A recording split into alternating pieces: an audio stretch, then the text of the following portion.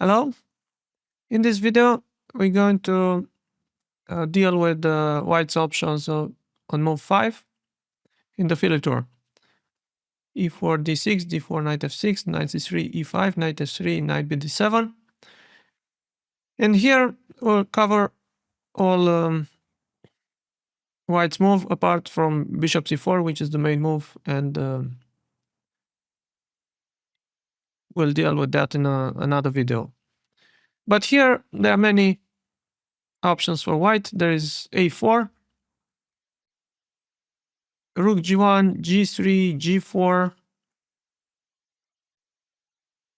bishop e2, d takes e5, bishop to e3, bishop g5, bishop d3, and also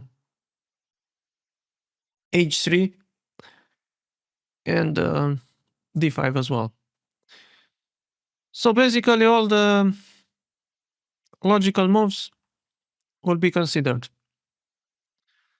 First of all, let's start with a4. I think this is a good move. Of course, White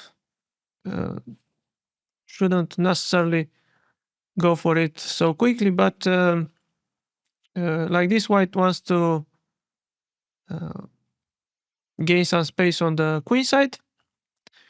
And I think this move will become even more popular because it was suggested in the course by Gustafsson and Nemetz. And White's idea is to go e5, then follow up with bishop e2, castle, and so on, with a very solid position and some queenside space. And here we go bishop e7. Just to mention that e4 can also include some kind of trap, because now e5 is not good. White even has two options on how to gain an advantage. One of them is g4, and now the lines with g4 work much better. But there is also bishop c4, and then with idea knight g5, bishop f7, knight e6, and so on. That line where White will have the b5 square and the knight on a8 will not be trapped. So we need to avoid that. Definitely, we just continue the development with bishop e7. And here we're going to see g4 and a5. g4 is some kind of a mix between plans. I don't think you will see this too often, but the idea is that if we take the pawn, then there is so if knight g4, there is rook g1, and g7 is not protected in this line. And what is the best way to counter a flank attack but to react in the center? And that's why here it's good to take on d4. Let's say White takes with the queen. The idea is to manage long castle quickly, and that's why queen takes d4. Okay, if White manages queen castle, the position is very sharp and quick, so probably we won't have time to take advantage of this weakness on a4. But here we just continue castle. This is the advantage of having played bishop e7. We just complete development, g5, and now knight g4. And knight is quite active here, actually. Is not White is not able to take our knight or to trap it, and because there is always knight e5, so we have a good square for it. And now we want to go knight c5. and we have good development. And I think black is doing fine here.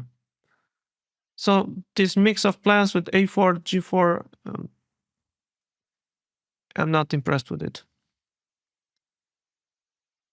But a5 is much more principled because white just continues the plan. Okay, we castle also, and here, of course, bishop c4 would transpose to the lines with bishop c4. But here we're going to see bishop e2. The bishop is less active here, but also it's not as exposed on c4 as on c4. And we can just open up the center with e takes d4. Now we're going to see knight d4 and queen d4. Queen d4 is not so ambitious because of the bishop on e2, but we need to consider it as well. Knight c5. This is how we wanted to react anyway. This was our plan. Castle, and now rook e8. And of course, this rook is doing a good job here.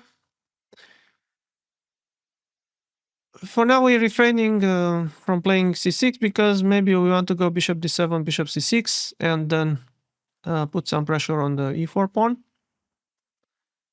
Let's say white goes rook d1. Trying to take advantage of some activity on the d file, but now we can just follow this plan with the bishop d7 going to c6. We complete the development, and black is doing fine here. We don't have weaknesses. So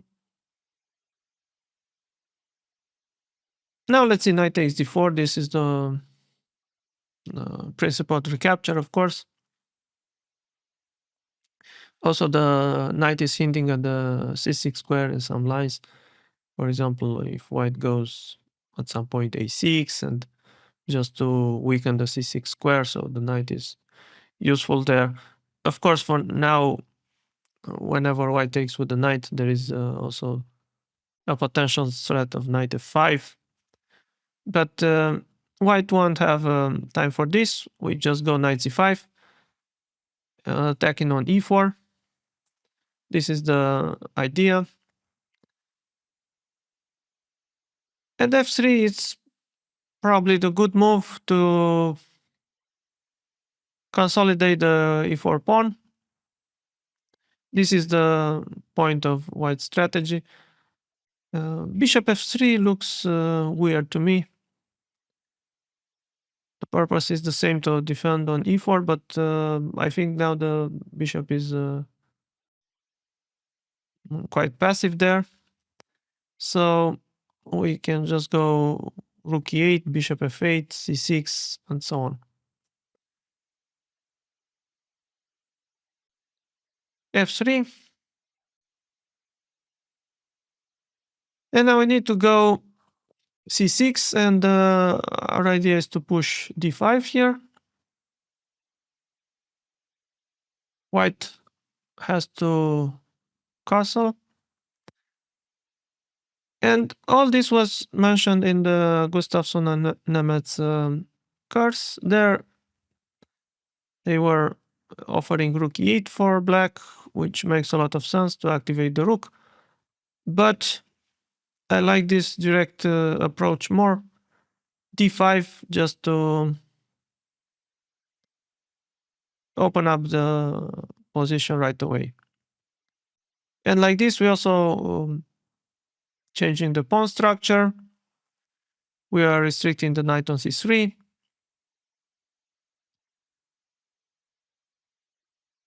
And here, okay, I think the only try for an advantage is to go e5. Let me quickly mention that if white goes a6 here, just some kind of mix of plans, we can take on e4 and it's fine for black. So e5, of course, that's why white played f3 to control e4. Now our knight cannot jump to e4, and white wants to follow up, of course, with f4, bishop e3, and finish development. And yeah, white is arguing that we lacking space. And here we go, knight e8. I think in this instance, the knight is better than d7, because we want to undermine the white center with f6, and we don't want to allow white to reply e6 after f6. And here the position is quite new. I mean, also this idea with a4, a5, and bishop e2 is quite new, but d5, it's kind of a new move. So here we're going to see a6 and f4.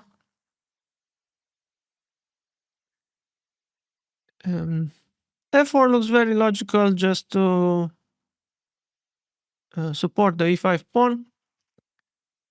And white also wants to go f5, after which f6 there is e6. So just to take away this option. And we need to break the center as soon as possible. f6 is a must here. Now white doesn't have e6, and let's say white just continues the development with bishop e3. We want to take on e5 to open the f file, and after f takes e5, then we're hoping this pawn on e5 is going to be weak. Knight c7. The knight was not supposed to stay on e8. Queen d2, and now knight 5 e6. We want to trade the knight on d4 and then bring the other knight to e6. And here e5 is going to be a weakness on the long term. And notice that after white played e5, then this pawn chain with c6 and d5 is very strong. This is what we're counting on, restricting the knight on c3. And here, of course, you might wonder, what if knight f5 to take on e7 and so on, but it doesn't work because of this tactical trick, rook f5, and d4 with a fork. So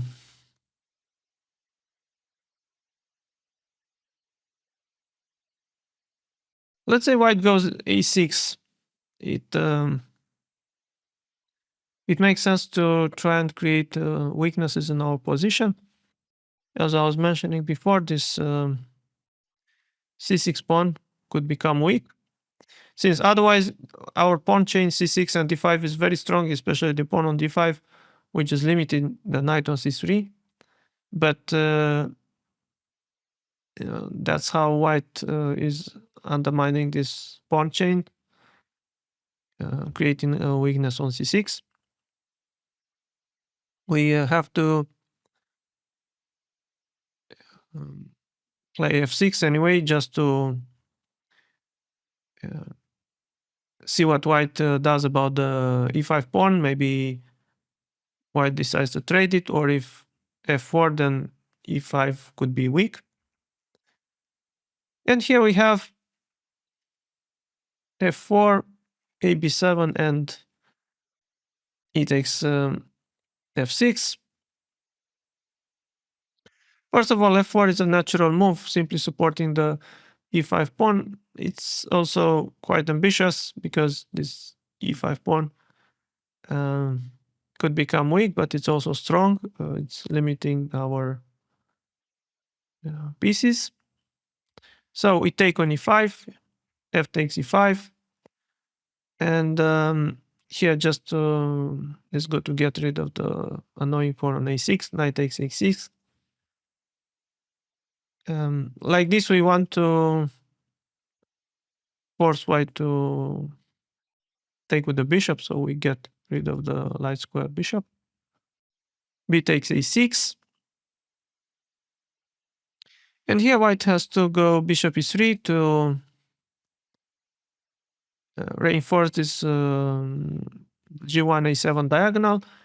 If instead knight c6, there is queen b6 with very good counterplay for us. Bishop e3. And now we can defend the c6 pawn, of course, after queen d7. Well, the extra pawn probably doesn't matter here, but bishop on c8 is not so active. But nevertheless, we have the bishop pair, and I think black is doing fine here. We can maybe try to activate our rook on b8. Probably we can trade this pair of rooks on the f file, or white is going to trade that. And this is this pawn structure is not so well known. It's unexplored. It's a new position, and I think black is doing fine.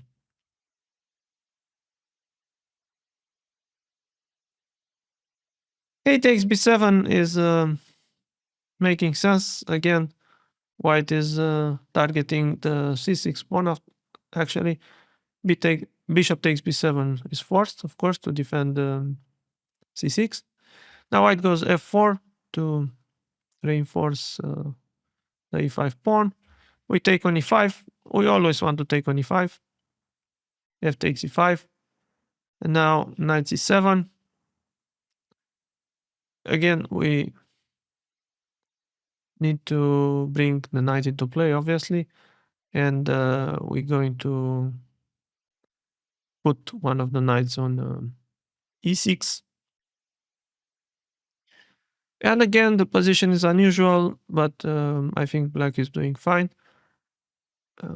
Maybe, of course, the main idea is to go knight e6, but an extra option to maybe can be to push the pawn to a5 here. If there is time, of course.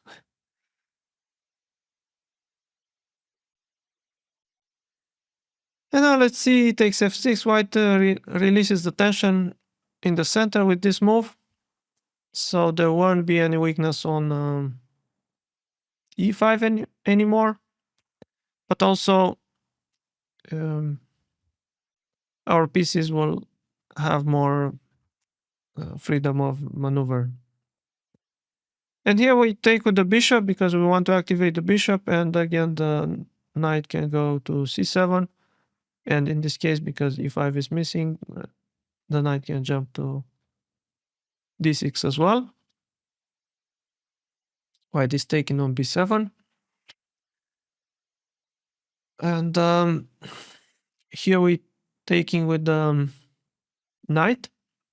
But we are counting on this move. I mean, white cannot, obviously white cannot take on c6 because of queen b6. And this check saves the day. If instead bishop e3, then we can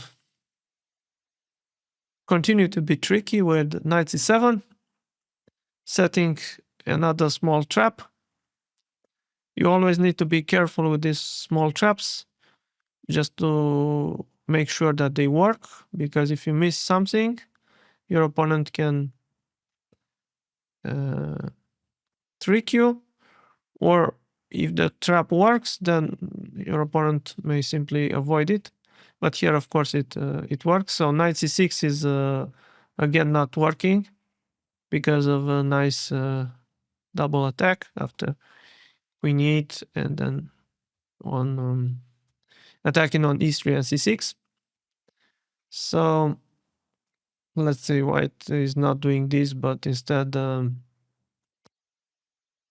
it goes for queen d2, very natural developing move. And now finally we're going to defend the c6 pawn since we ran out of cheap tricks. So queen d6, again with a very unusual position. Well, the knights, well, we can improve the knights later on. They're not supposed to stay here. Okay, knight on c7 is fine. Knight on b7, not so much, but later on we can activate it. And again, it's a bit of unusual structure, but now we have this strong pawn on d5. So this line with the a4, a5, bishop e2 is interesting, but I'm quite fond of this idea with the early break in the center with d5.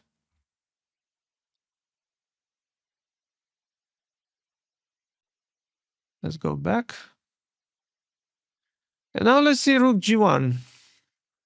This is a very ambitious move, aggressive. The idea is obvious. White wants to push g4, to push on the king side, g4, g5, and so on to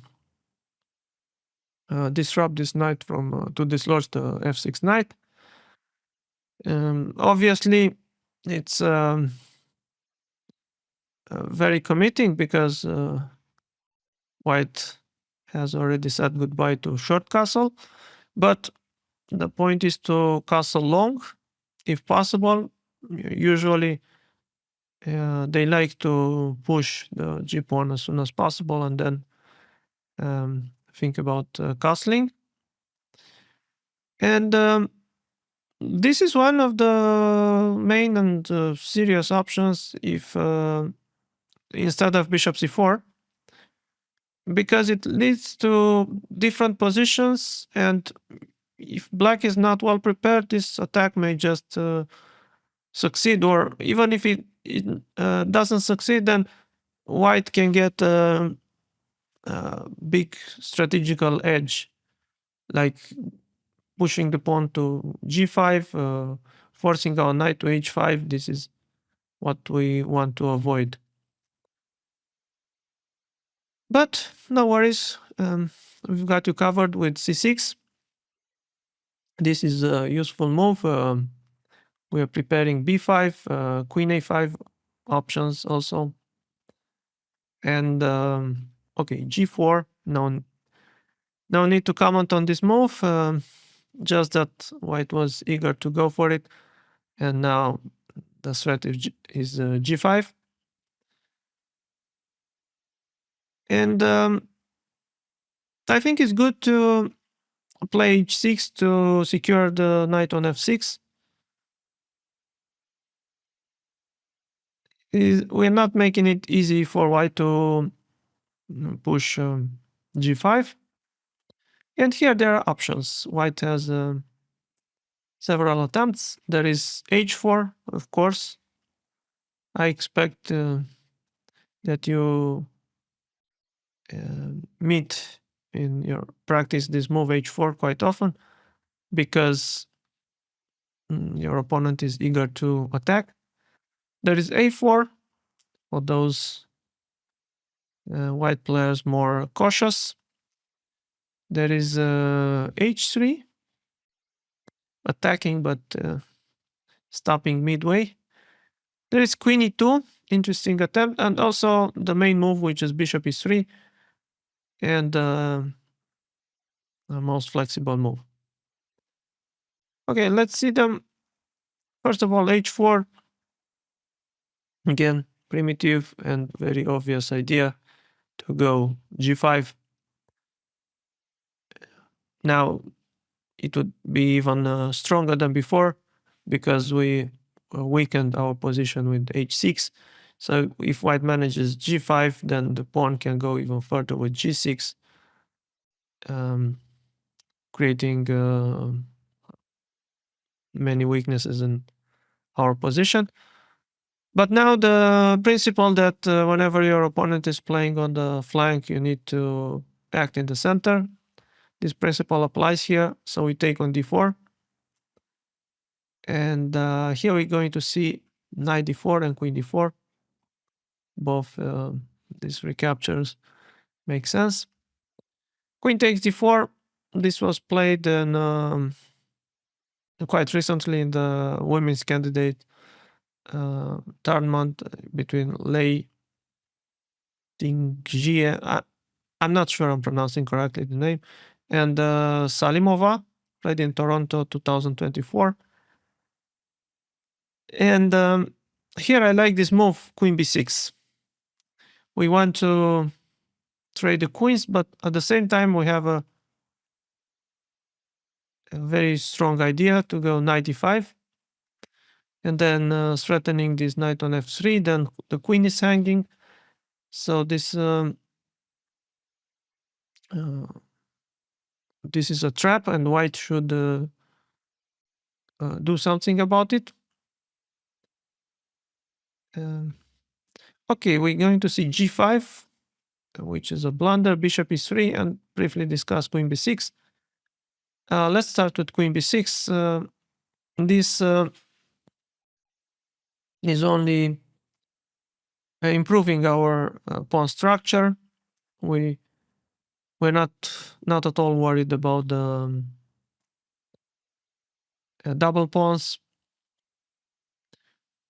because now we have ideas to go b5, b4.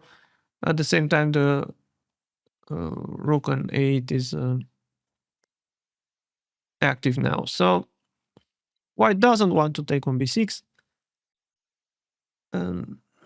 If they didn't notice our idea, then they can just go g5, hoping to push the pawns. Even if we trade the queens, of course it's desirable for white to push the pawns, but this is a blunder because now we go for 95. And it turns out that white doesn't have a good reply here. The knight on f3 is hanging with check. The queen is also hanging. And let's say queen d1, not to lose on the spot, at least to defend the knight on f3 and defend the queen at the same time. Okay, now it's good to open up the h file for the rook. H takes g5 is the natural recapture. For example, if white takes on e5, knight e5, we go d5, hg5. But now, because we don't have the pawn on d6 anymore, bishop c5 is possible, and with big pressure on f2. Rook g2, at least to stop rook h2. But now knight g4, saving the knight, and again increasing the pressure on the f2 pawn. Queen e2, and we have knight h2 here, and black is winning. Knight h2 is very strong. Of course, knight knight f1 would be a threat, then with bishop h3 and so on. Of course, white should avoid this. So let's say a takes g5. White doesn't want to open up our bishop, but white loses anyway after knight fg4. And again, there is no way to defend the f2 pawn. So let's say queen e2, there is knight f2, and white cannot take on f2 because of knight f3 check. And if white instead takes on e5, we take with the d pawn, queen f2, and now again we know this idea, bishop c5, collecting the rook on g1. So we can as well call g5 a big blunder because it leads to lost position. However, of course, white doesn't have to blunder. Instead, white, let's say, the better move is bishop e3, defending the queen. And here, okay, main move is h5, but I'm going to discuss briefly queen d4. Queen d4 is also possible. Then bishop d4, knight c5. This is also fine. We're not worried about white taking on f6 because then we have the bishop pair. So, but h5 is interesting. We are undermining white's pawns on the king side. And of course, if white goes g5, the knight jumps to g4 with an excellent position for the knight. Again, attacking on a long term f2, but right now attacking the bishop on e3. So white doesn't want to see that knight on g4. That's why g takes h5. Now it's a good moment to trade the queens. So queen d4, knight d4. Yeah, white's idea is to go bishop e2 and f4. So here we take knight takes h5. And okay, now but the material is equal. And we want to go g6, bishop h6 to gain control over the f4 square. And the position is about equal.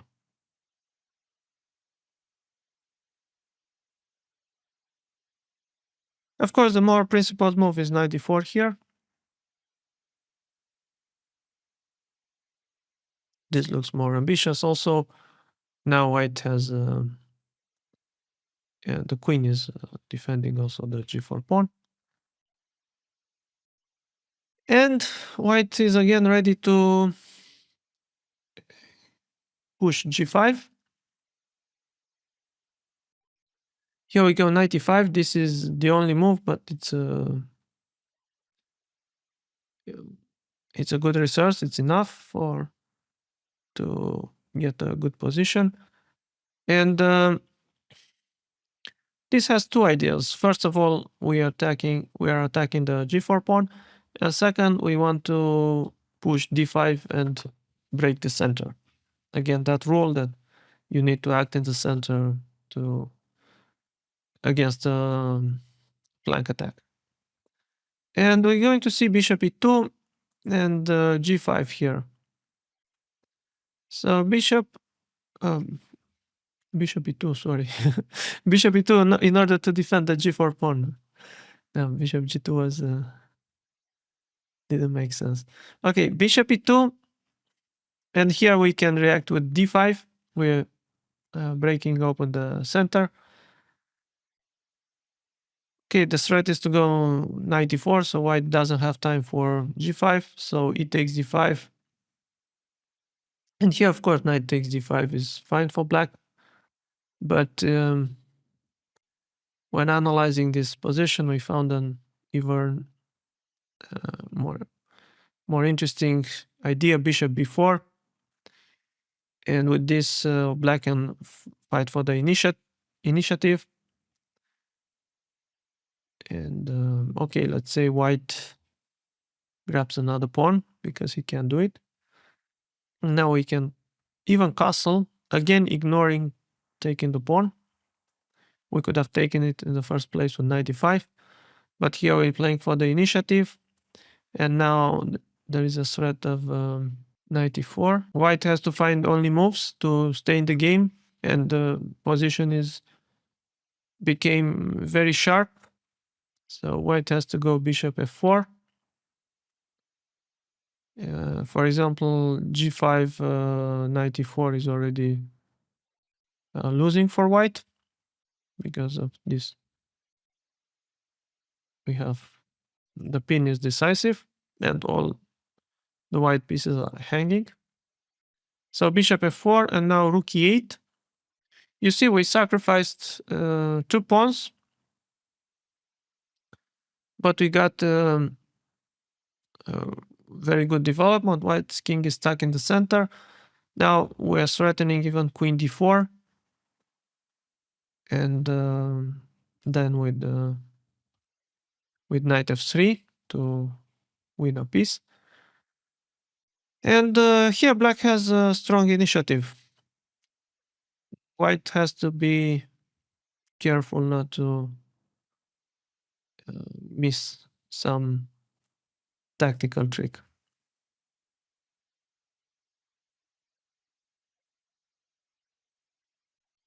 Let's see g5. Usually, if they go h4,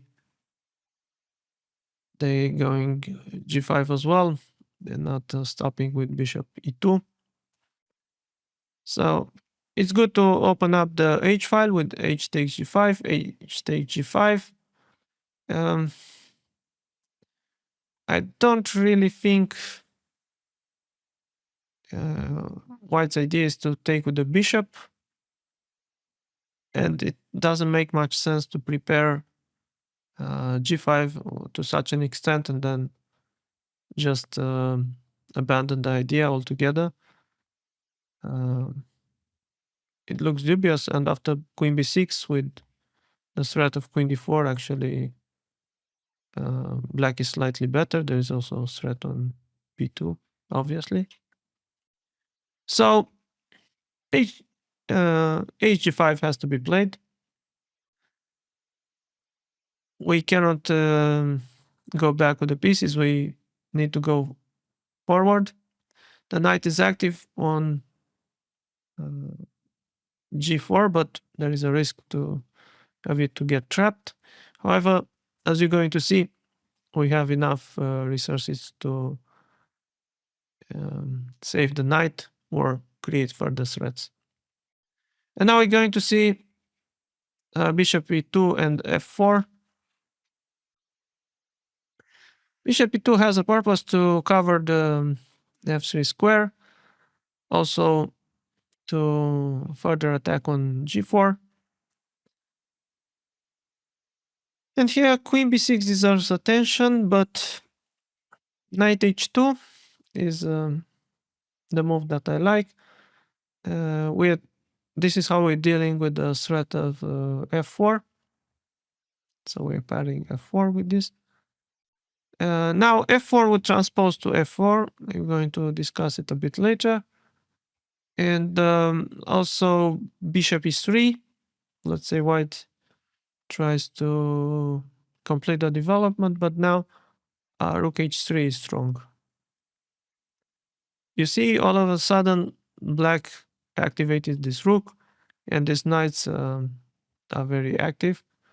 And here already, black is much better because there is a threat of c5. Then the knight has to move, and then one of the knights will jump to f3. So in some online games, white preferred bishop f4 here. Queen b6. Of course, this is our idea. And there is a threat of queen d4 followed by knight f3 with a fork. Rook h1, white is trying to grab the knight. If white goes knight b3, defending against queen d4, also protecting the b2 pawn. I mean, I wasn't even mentioning the threat on b2 because uh, the threat to take the knight was much stronger, but obviously there was a threat on the b2 pawn as well.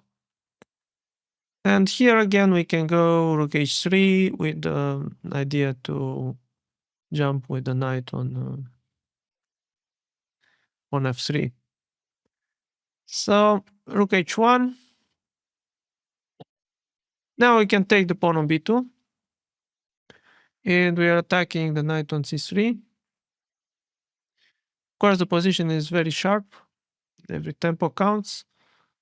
And white doesn't have a good way to defend the knight on c3, so king e2 has to be played. But now, okay, there is rook. There is rook b1 threat. There is rook h2 threat. So we need to do something quickly, and we go queen b4, attacking the knight on d4. Bishop e3, the only move to defend the knight. But now the knight on h2 is out of danger, is not under attack anymore. Of course, for the moment, it could be attacked later on, but we have time to go g6 and just flank it on the bishop. And this would be very good because then we can defend the rook on h8 so that we can move the knight. And we will have threats on these knights on c3 and d4. And obviously black is doing great here. White's king on d2 looks completely uninspiring, and also for now I didn't manage to take the knight on h2. So a line like this shows you the counterplay that black has and how it's never easy to take this seemingly very exposed knight. And of course, if white doesn't manage to take it, then we get other advantages. So f4 is the most direct move, of course, just threatening to take the knight. Of course, the knight doesn't move, but again, we have the resource with queen b6. We are threatening queen d4. Also, if white takes on e5, we take with the pawn. And the knight cannot move because of the threat on the rook on g1 or maybe threat on f2. So bishop e2. White is keeping control over the f3 square. This could have transposed also from the other move order with first bishop e2 and then f4. Knight h2. Yes, this position could have transposed. Again, this funny idea and strong. The knight is exposed on h2, but white cannot really take it. And we are renewing the threat of queen d4, and then to go knight f3. So white can go rook g3 to cover f3 or even bishop e3. If rook g3, we can just repeat the moves with knight g4, and the threat is to go rook h1. And okay, rook g1, knight h2, and so on. It's a move repetition. If we want to keep the game going, there is the move rook h4. But here, what can I say? The position is really complicated, very unusual. The pieces are hanging, but you cannot really take them. And this needs further investigation.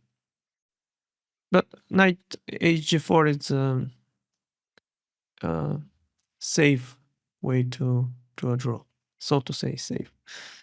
Bishop e3. So white is covering the g1 a7 diagonal. And now knight eg4, and we would rather go with this knight on g4 because we want to try to fight for an advantage. Queen d2, this is the only move. White cannot take on g4, cannot take everything on g4 because then b2 pawn would be hanging. So okay, let me show you like this. Let's say knight g4. If white takes, then this looks highly dubious for white. There is first of all some rook h1 idea, but also queen b2, and yeah, the knight on c3 and the rook are hanging. So queen d2 is the only move. Knight takes e3, queen takes e3, and now rook h3. Again, white has to be very careful here not to miss some tactics and lose the game. For example, queen d2 runs into queen b2 with a double attack on the rook and the knight. So rook g3 is forced. Now we take the rook, queen g3, queen d4, and queen h2. So white finally managed to take the knight on h2, but we traded it for the much better placed knight on d4. And here we even managed to get the bishop pair. And we can play g6 to consolidate the king side, and then we can continue bishop g7 and so on with very comfortable position for black. So this was g5. This was h4 and g5. Now we're going to see a4. White is, of course, preventing b5, but then castling long is not so attractive. I don't see this move happening too often in a game because usually white is more focused on the kingside play, and also a4 could be a big weakening. So again, we can act in the center, taking on d4. Knight takes d4. If queen takes d4, there is knight c5, and this is pleasant for black. Now the g4 pawn is attacked. So knight takes d4, knight e5 with again the threat on g4 and the idea to push d5. This is typical. Now, since white has the pawn on h2, he can go h3. But this is like a concession. What really white wanted to do was to push h4 and g5, not to have the rook on g1 and play passively h3. And here we need to break the center. d5 is the only move. And this is the right timing. f4. If e takes d5, again, we can continue with this idea with bishop b4. And black is preferable. So no need to take back the pawn as yet. Okay, f4, white is counting that we go knight g6, then e5, and so on to get this pawns in the center, but of course we're not playing knight g6. We have this nice sacrifice knight fg4. And of course, the idea is to go queen h4 check to give that check. Now we're going to see hg4 and if takes e5, white has to decide which knight to take. F takes e5 leads to a draw after queen h4, king d2, queen f2, knight c2, and now queen e3. And then queen f2, queen e3, the queen pendulum leads to perpetual. H takes g4 is also possible. Now queen h4, king d2, and bishop c5. The position is very unbalanced. We are a piece down, but just take a look at the king on d2, which is very exposed. And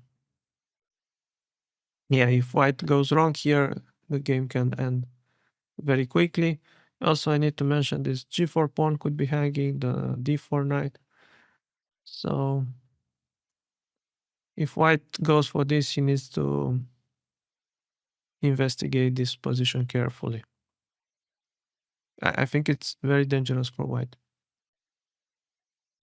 H3 hasn't been played so far, but it deserves attention. However, this is not exactly what white wanted. Usually white was aiming for more aggressive setups.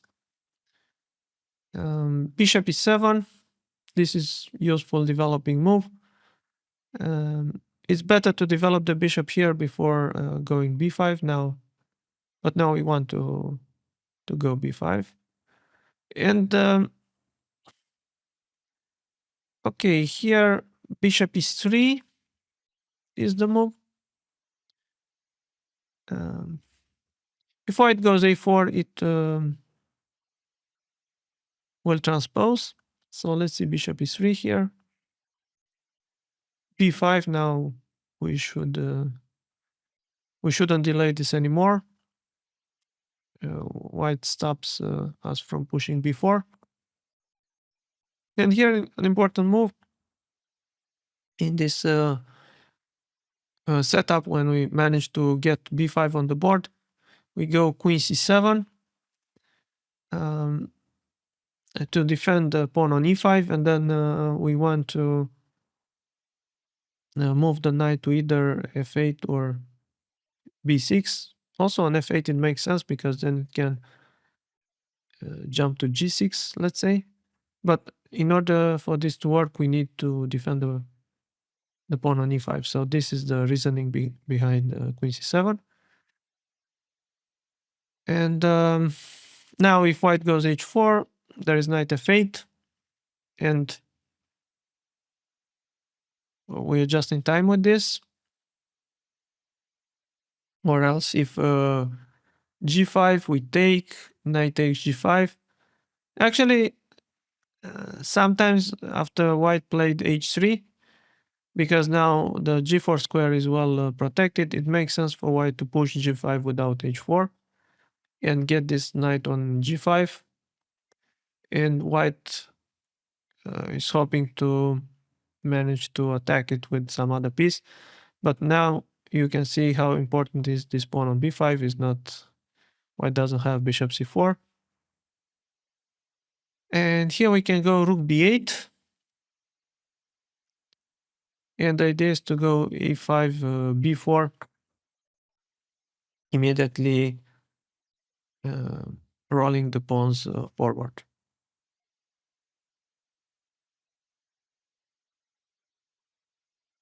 But h3 looks like a very refined move. Queen e2. This is a really tricky move. Again, white is preparing h4 and g5. Also, with the queen on e2, white wants to develop the bishop on d2, which makes sense. This is very rare move, and it happened in the game Ivic against Leon in Bundesliga in 2024, and Leon didn't know about this move and didn't find the good resources over the board and lost that game. I think he played b5 here, if I'm not wrong. This is possible, but a very complex move. It leads to really difficult positions for both sides. But if your opponent is prepared, then black could land in trouble. So afterwards, we looked at this position and we decided that queen b6 is the easier solution for black. It is more precise, and immediately white is targeting the d4 pawn. And it makes a difference because now the pawn is not defended anymore. Also, we're taking a look at the b2 pawn so that white cannot develop the bishop yet. White is forced to play d5 in order to save the pawn. Now we can take on d5, c d5, ed5. And the queen did its job on b6. Now it's time to proceed further, pinning this knight. And the threat is to take the pawn on d5. This works, but during a practical game, it's quite difficult to decide about this, especially if your opponent is well prepared. So here, if, for example, white goes bishop d2, we just take on d5, and white doesn't have a decisive move with the knight. So we took the pawn. White can also go knight d4, taking advantage of the queen on e2. Now we take our pawn, knight d5, bishop d2. Again, we took a pawn, but the position opens up. White is now ready to castle long, bring this rook into play via g3.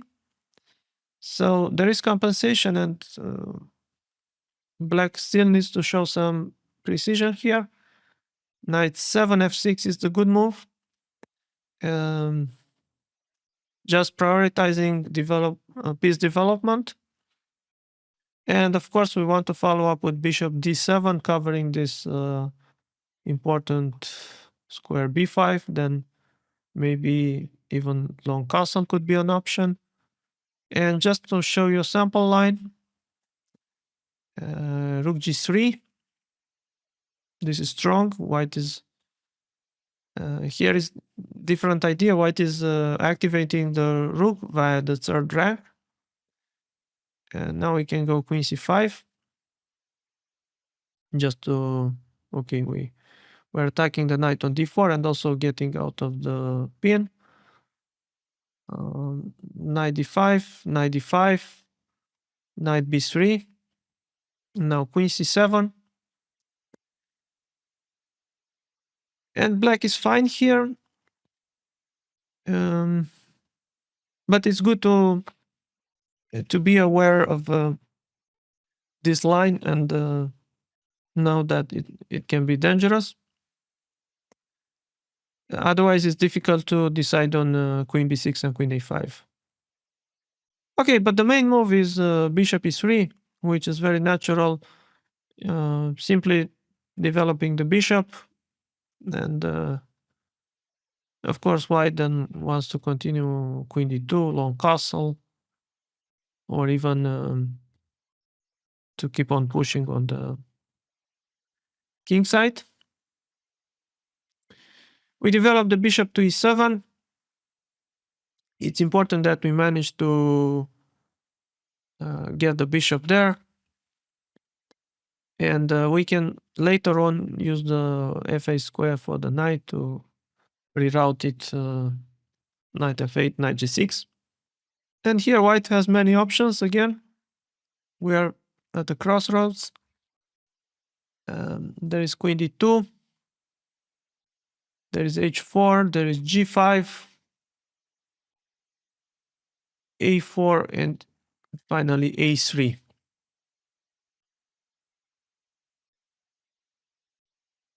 Queen d2 is the most natural move, and we're going to start with it. It is clear to just castle long. We go b5. We want to play b4, then to grab the pawn on e4. Of course, white is securing this knight on c3 with a3. We insist. We are renewing the threat of b4. And here there is bishop d3 to defend the pawn on e4. And there's also g5. Bishop d3 overprotects the e4 pawn, develops the bishop. And it makes sense. Now we go rook b8. Again, we want to play b4, and the rook will be useful on the b file. H4, getting ready to push g5. And this was played in an online game, Kosakovsky Sanal Vahab, played on chess.com 2022. And black had to react here with b4. 92 and then c5. Again, the position looks very unclear. But this is the timely break on the queen side. And now if white goes d5, there is c4, and the e4 pawn is hanging. And if white takes on e5 or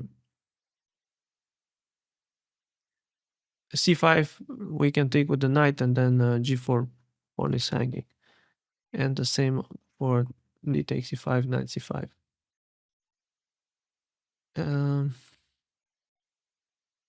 Just to show you one line, so d takes e5, knight e5, as promised, knight e5, d5, f3, white finally managed to defend the g4 pawn, bishop e6, but we also got rid of the knight on d7, so now we have this bishop move available. Then we are threatening c4, obviously. Then white goes b3, but c4 happens anyway. And this is very good for black. Also,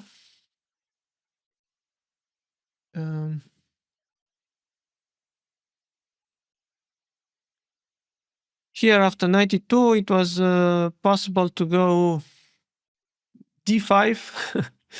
I don't even want to think about this move. Again, we have all these pawns, e4, d4, e5, d5. It seems that this works as well. With a crazy position, everything is hanging.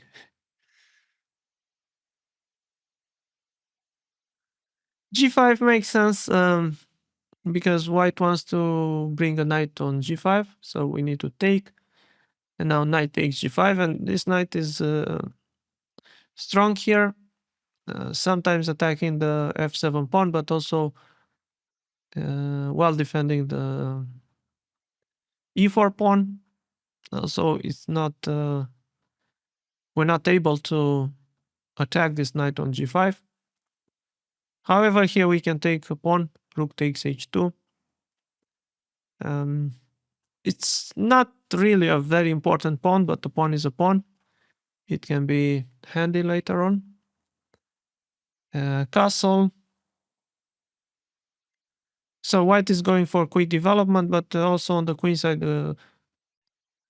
king may be exposed. Again, we want rook b8 with idea to go b4. Actually, first bishop a6 and then b4.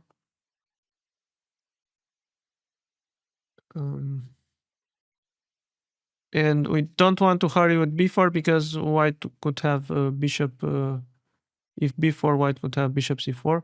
So we need to trade the light squared bishops. King b1, improving the king a little bit. And now bishop a6. And finally, we're ready to push b4. These positions are very unclear.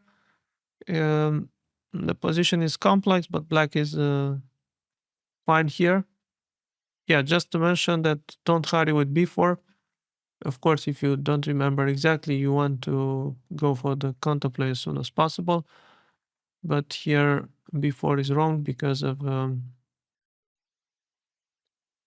knight a2.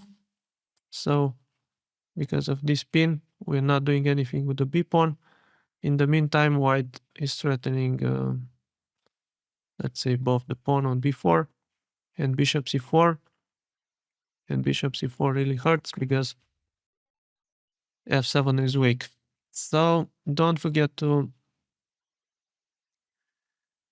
play bishop a6 in order to swap the bishops. And of course, even from a strategical point of view, this makes a lot of sense because the bishop on c8 didn't have perspectives.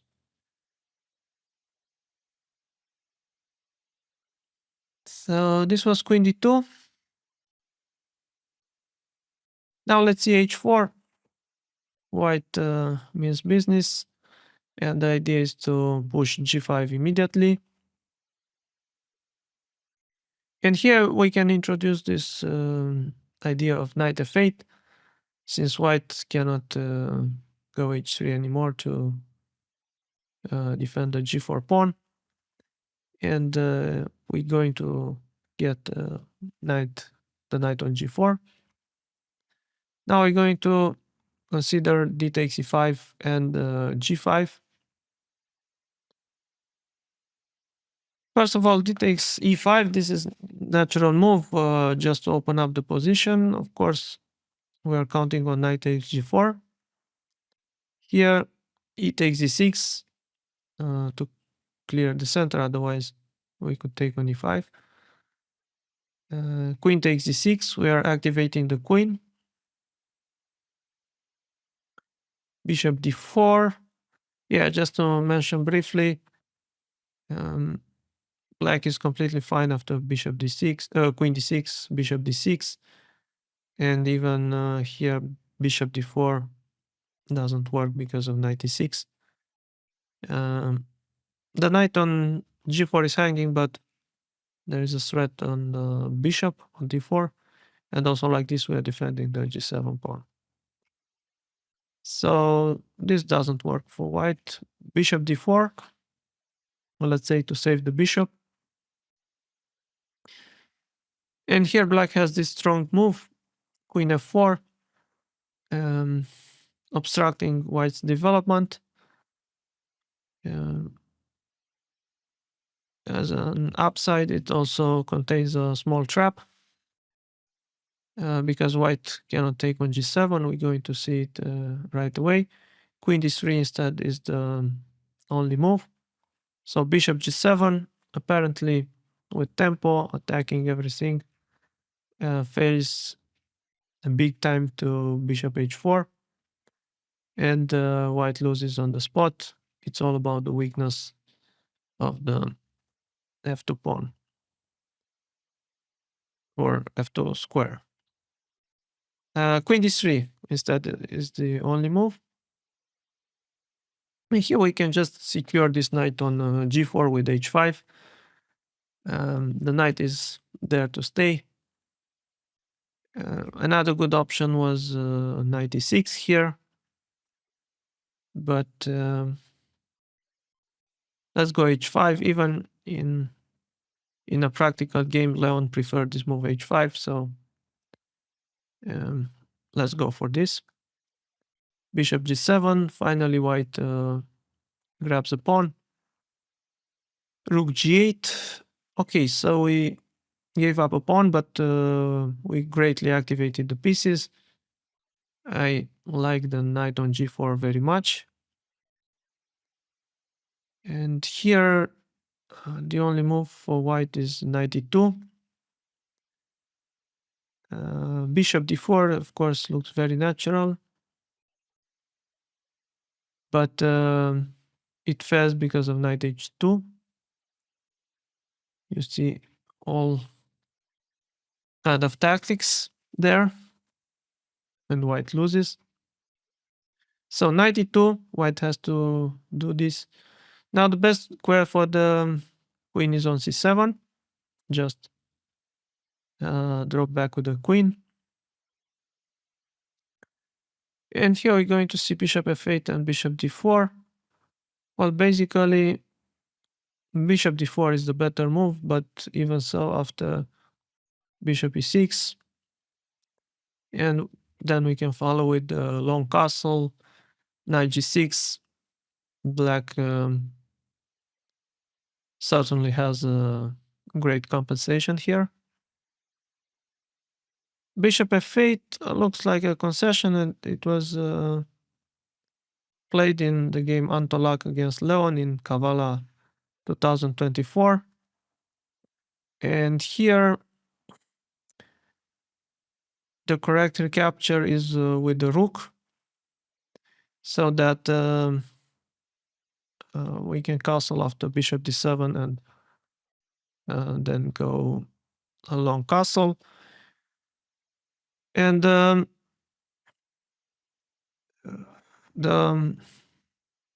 dark square bishop is very strong. Also, the lack of white's dark square bishop is felt in this position. Again, the f2 pawn is weak. Knight on g4 is great. White cannot castle long because the f2 pawn is falling also with the fork. So black has an advantage out of the opening, despite of the pawn down. Let's see g5. White saves the g pawn. But after this, he will have to give up the bishop pair. Of course, it's good to open up the h file in order to activate the rook. 8 takes g4 and then knight g4. And now we're going to take on e3. Sooner or later, it's no hurry, but the bishop has nowhere to go. So we're going to see queen e2. Like queen d2 doesn't make any difference because we can just take the bishop. So queen e2. Our idea was knight takes e3. F takes e3. White has to take with the pawn in order to control f4 square. Otherwise, our knight could land there. For example, knight g6, knight f4. Queen c7. Basically, we are preparing long castle with bishop d7, then long castle. So white goes long castle. We also go bishop d7. Long castle is next. And now, okay, since the white queen is on e2, white doesn't have bishop c4. The position is about equal. We have the bishop pair, but also white has control over the center and a bit more space. So this compensates. G5 can be considered, but it's premature. We just take it, and knight takes G5. That is White's point to get a knight on G5. The knight is quite strong here. It's defending the E4 pawn. F7 could be exposed, and White wants to follow up with bishop C4, and then to really create threats on F7. But here we can take on D4 and free up the E5 square for the knight. Bishop D4 is the good move. Queen D4, it's not as good because um, then there is knight E5 and White is already much worse. For example, if F4, there is knight FG4. Very strong. White is in trouble.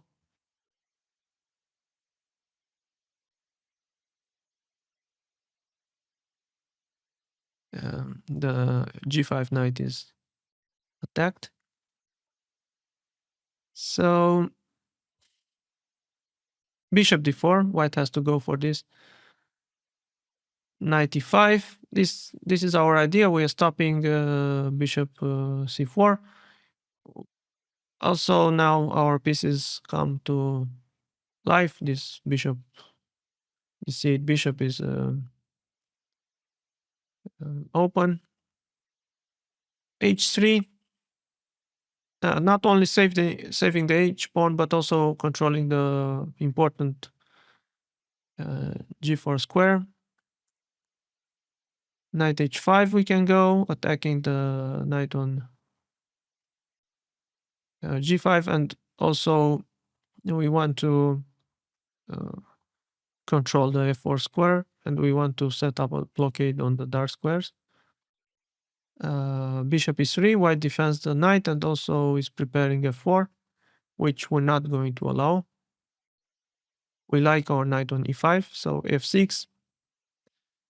This is a strong move. We are attacking the knight, and then we want to follow up with G5.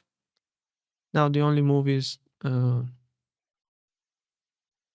F3 and follow. Finally, we go G5. This is the logical follow-up. It's very important to control the F4 square. We're not going to leave this knight on H5. We want to jump to F4, then attack on H3, and so on. And I think black is doing fine in this unusual position. Just to mention, this knight on E5 is also very strong. A4 is another move. It's permanently stops B5, but White's king will be more exposed after long castle. So we go Queen A5, threatening knight E4. Let's say Queen D2. Queen D2 is the more natural move. There is always a point to go knight D2 with idea knight C4. But here we find after D5. Just opening the position. So Queen D2. E takes D4. Again, this typical idea to break the center, and then we want to jump with the knight to E5. Knight takes D4 and knight E5. This was the idea. Now we're targeting G4. And also there is a threat of C5. And the knight cannot move because of knight F3. So White is not in time to defend the G4 pawn. White goes for quick development with the long castle. And here we can grab the pawn, knight EG4. And we're going to take on E3.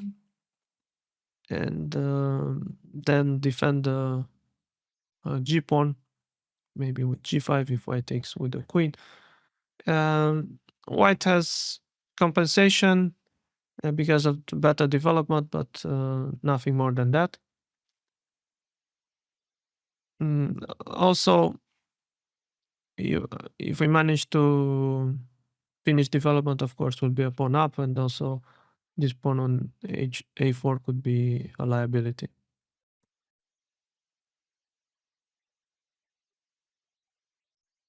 a3 is a good prophylactic move, and uh, possibly the real test of their line. White is now prepared if we go b5, and also it's not as much as a weakening as a4. We are continuing in the same way with queen a5. Again, the threat is to go knight e4. And here, white has queen d2 and knight d2. Queen d2, the idea is to castle long. We take on d4. Again, we're ready to jump with the knight on e5. Knight takes d4, knight e5. We are attacking the g4 pawn. Also, c5 is a threat, and then if the knight moves, there is knight f3. So this is similar to the line with a4, but in this case the pawn is on a3, which I think it's a bit better for white. The king is less exposed. Again, white goes long castle, and we grab the pawn. Knight g4. Now, good prophylactic move, especially since white will lose the dark square bishop, is to go king b1, just to uh, have a safe king. Now we can take on e3, queen e3, and we go g5. We want to prevent f4, and the idea is to castle long as soon as possible. Again, white has compensation, but nothing more. And I think white needs to react quickly here, because if we manage to castle long, then the compensation fades away. So 92 makes sense. This is another way to defend the e4 pawn. White also wants to go knight c4 or knight b3 accordingly. And here it's a better version than with the pawn on a4. Knight f8 is the good move. We are opening up the c8 bishop. And of course, we want to reroute the knight to g6. So white goes h4 with the threat of g5. And we need to stop white's expansion with h5.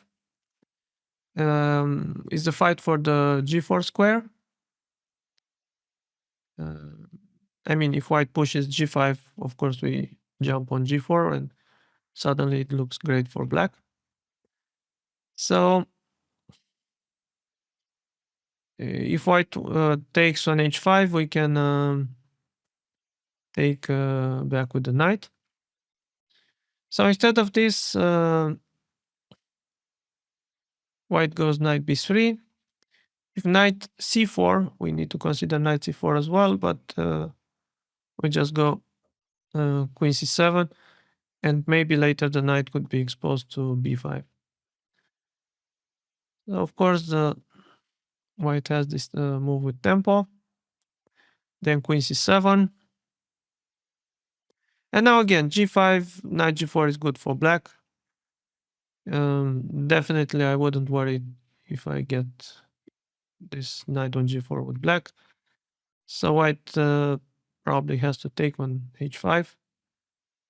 Now it makes sense to take with the rook. Well, we are not going to castle short anyway. And who knows, maybe we can get the h4 pawn. Bishop g5 is the move. Rook g7, there is rook h4, and this is fine for black. So bishop g5. Okay, the threat is bishop f6, of course. Then the rook is hanging, so now the rook did its job. Just go back to h8. And okay, now it's a long positional fight ahead. We want to bring the knight to g6 or e6.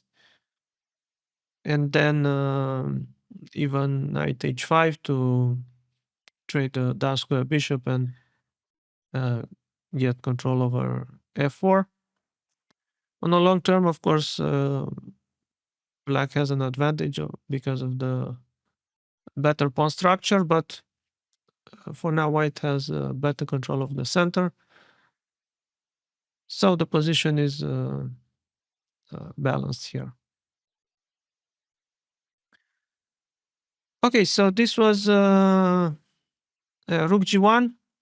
I think it will become more and more popular, and it's a good alternative to bishop c4. And now let's see another move, g3. This is a solid fianchetto system. White hopes to get some space advantage on the long term. But like all the lines with the when white fianchettos the bishop, it means it's a very solid line. Here, since we didn't commit the bishop to e7, we can also fianchetto with g6 and bishop g7. I have to mention that c6 is also an interesting idea, and you can find more annotations in the game Kozak Leon played in Budapest in 2024. You can find that game in the modern games chapter, and Leon won a nice game.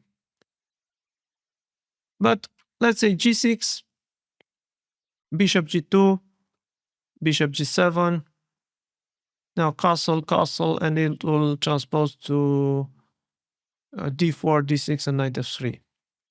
And now let's see g4, a very aggressive move. White is sacrificing a pawn in order to get a quick initiative and start an attack.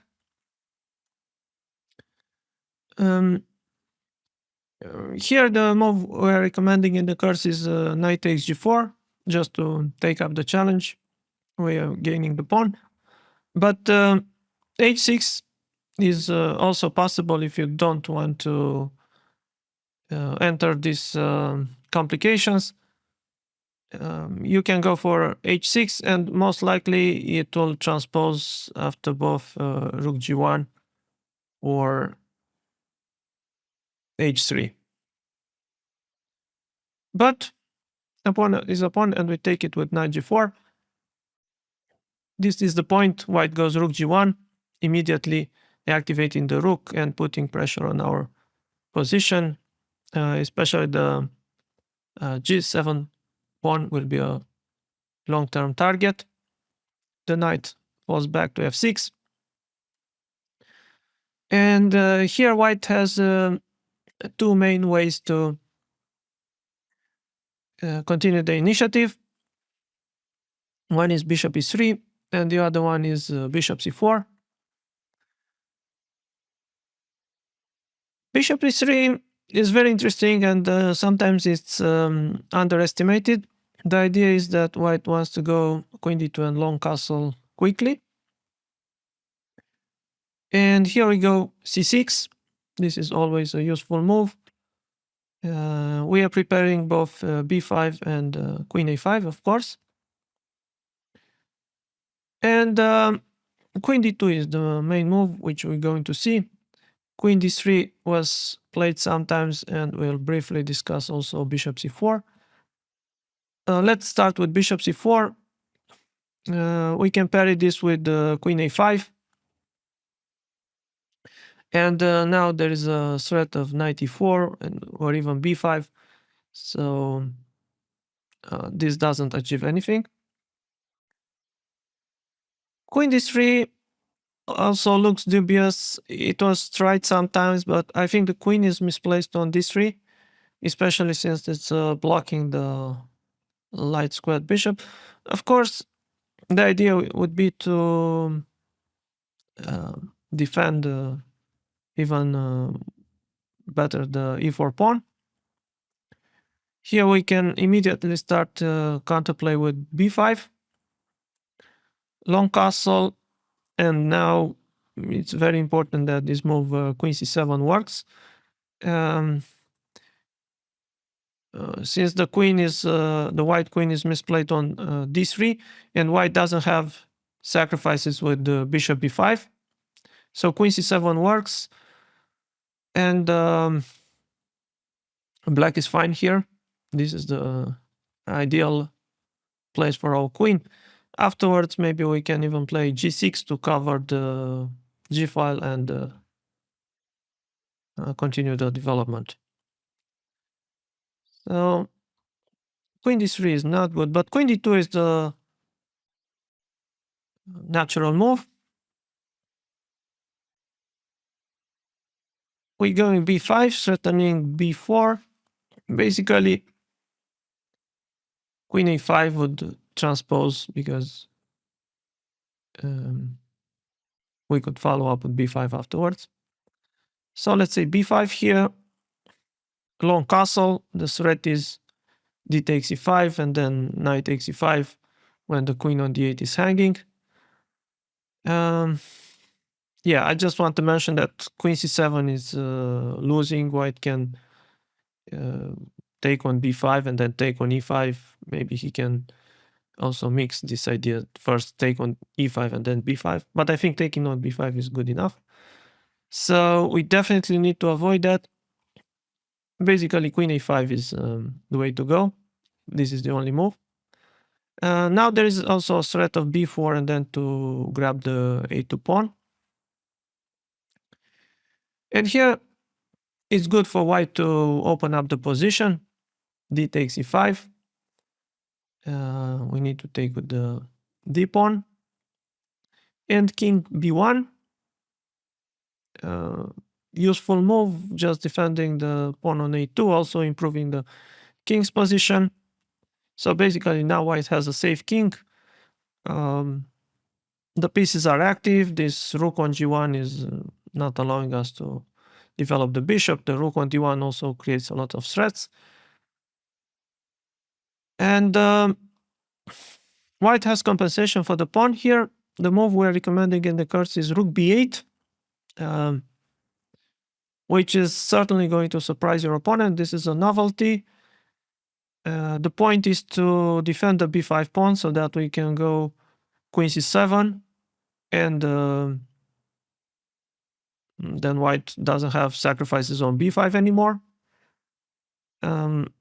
Just to give you an idea about how dangerous the position is, if black goes b4, which is the main move, after knight a4, already black has to be very careful, since queen a4, which is very tempting, loses to knight takes e5.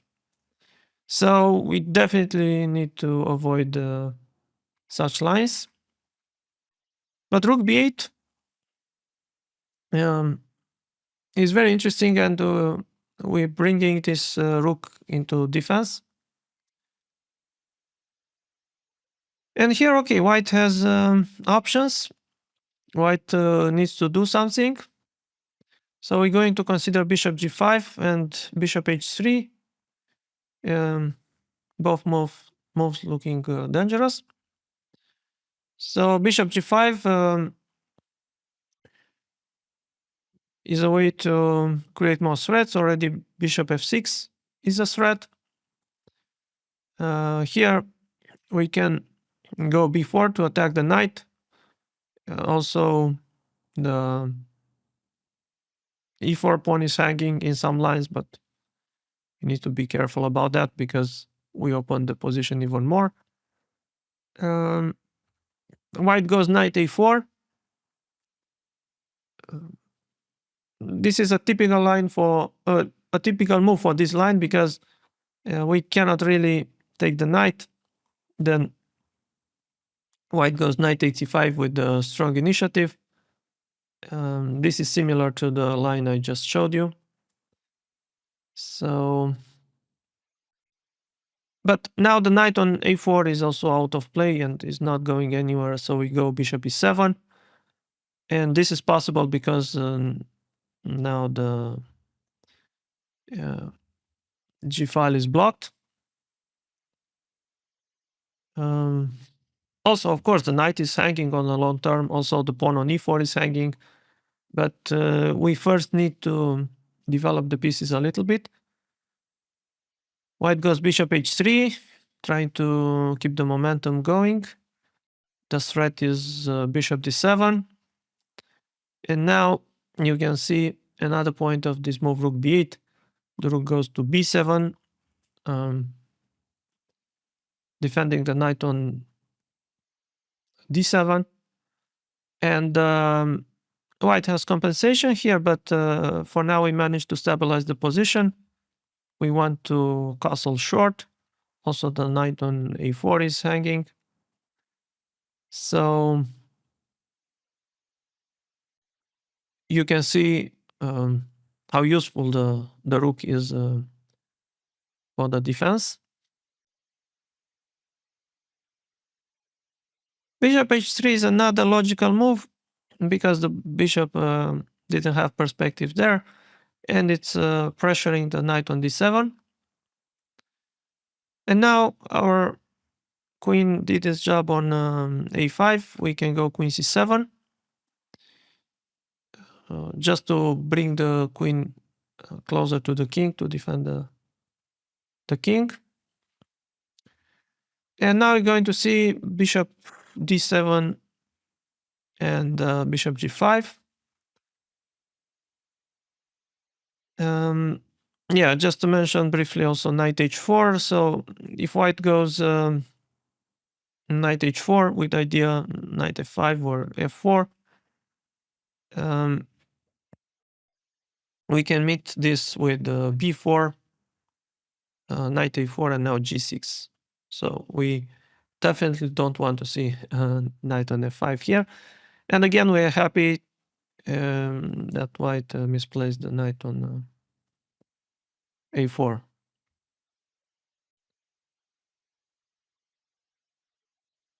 So let's see bishop d7. Now we are forced to take with the knight because we need to keep control of the e5 pawn. For example, bishop d7, there is knight e5 followed by bishop f4.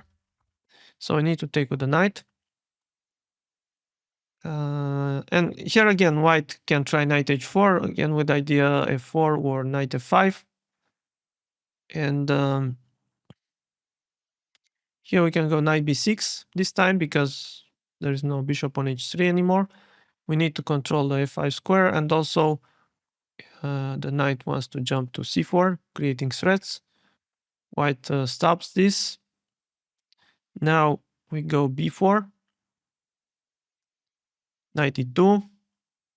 White's idea is to go f4 to open up the position.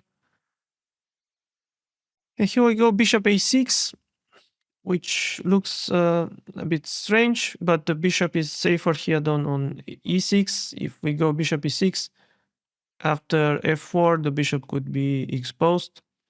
White could play f5 later on. So that's the reason we put the bishop to a6. And we want to go rook d8 just to trade a pair of rooks, which would greatly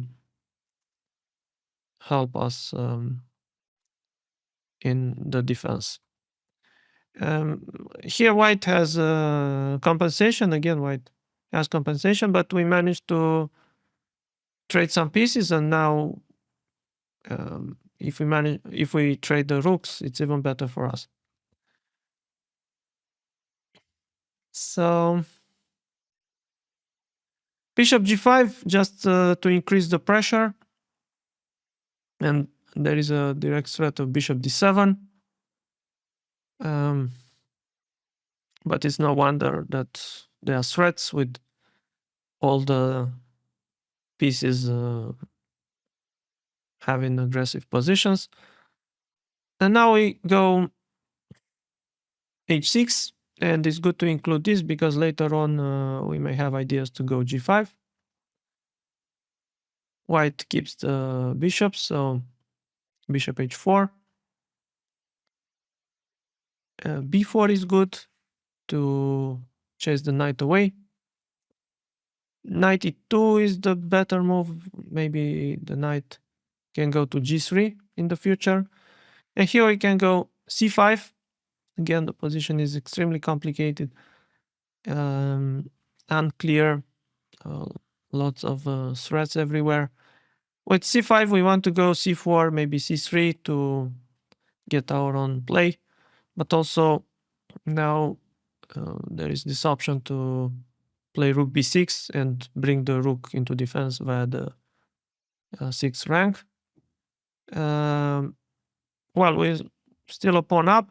The position is dangerous, but I don't see exactly what white can do. It's very important here to just stop white's immediate threats. And objectively, black is doing well.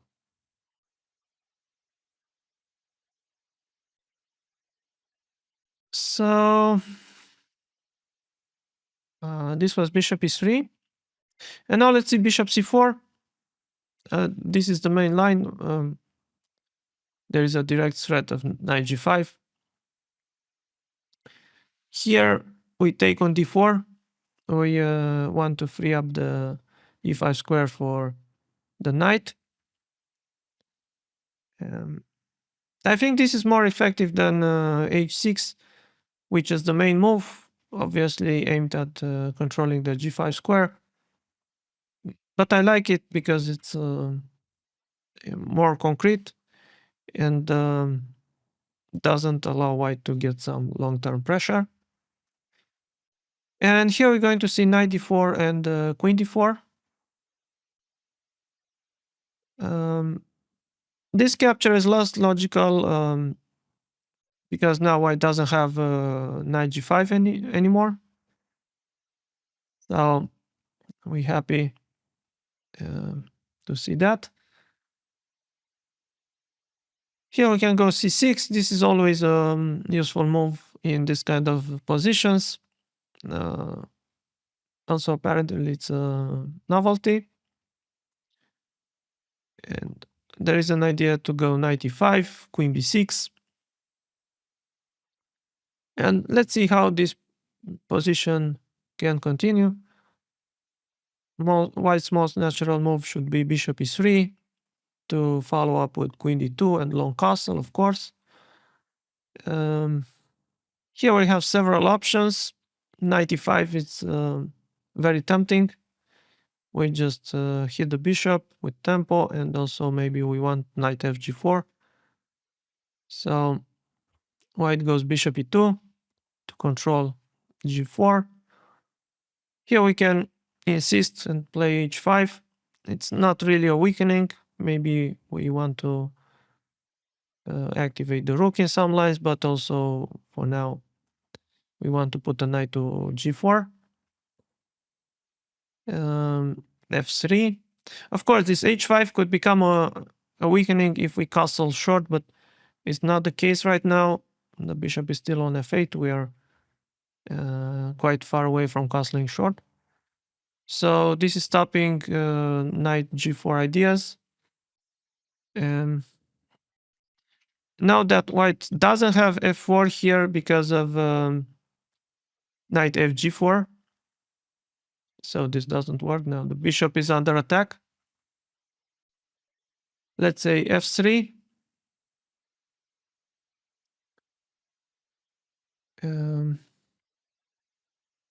b5. Again, f4, there is knight fg4, was mentioned. So otherwise we want to go b4, so white has to stop it with a3. And now bishop d7. We just defend the c6 pawn, and then we want to go e5, b4. I think it matters that we are a pawn up here, but the position is quite unusual and with chances for both sides. Also, here instead of bishop d7, it was perhaps possible to go a6 and then to follow up with c5. But this looks even riskier. So queen d4 is what white should try, going for quick development, and also knight g5 is an option. And here we're counting on knight b6, attacking the bishop and opening up the light squared bishop.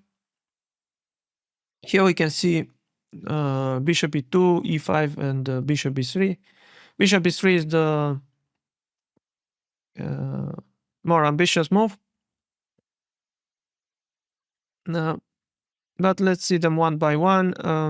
Of course, if white doesn't move the bishop, and let's say after bishop e3, we just take on c4 with a good position. And the same goes for bishop f4. Again, we take on c4. And we're happy to... so here, queen c4, we can even play bishop g4. We're happy to take the light squared bishop.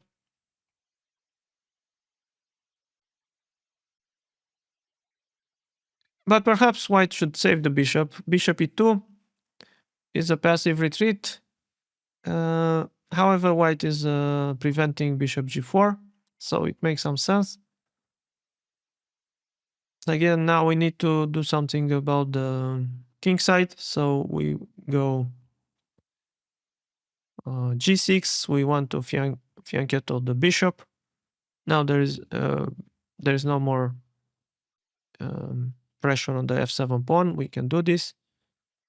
Bishop g5, of course, this pin may be annoying, but bishop g7, long castle. Here it's good to include this move h6, just in case maybe we have g5 at the right moment. Bishop h4 and queen e7. White was, of course, threatening e5 when the queen is hanging. So first of all, we need to stop the threats, and then we will decide how to continue. Castle is one of the options. g5 is also there.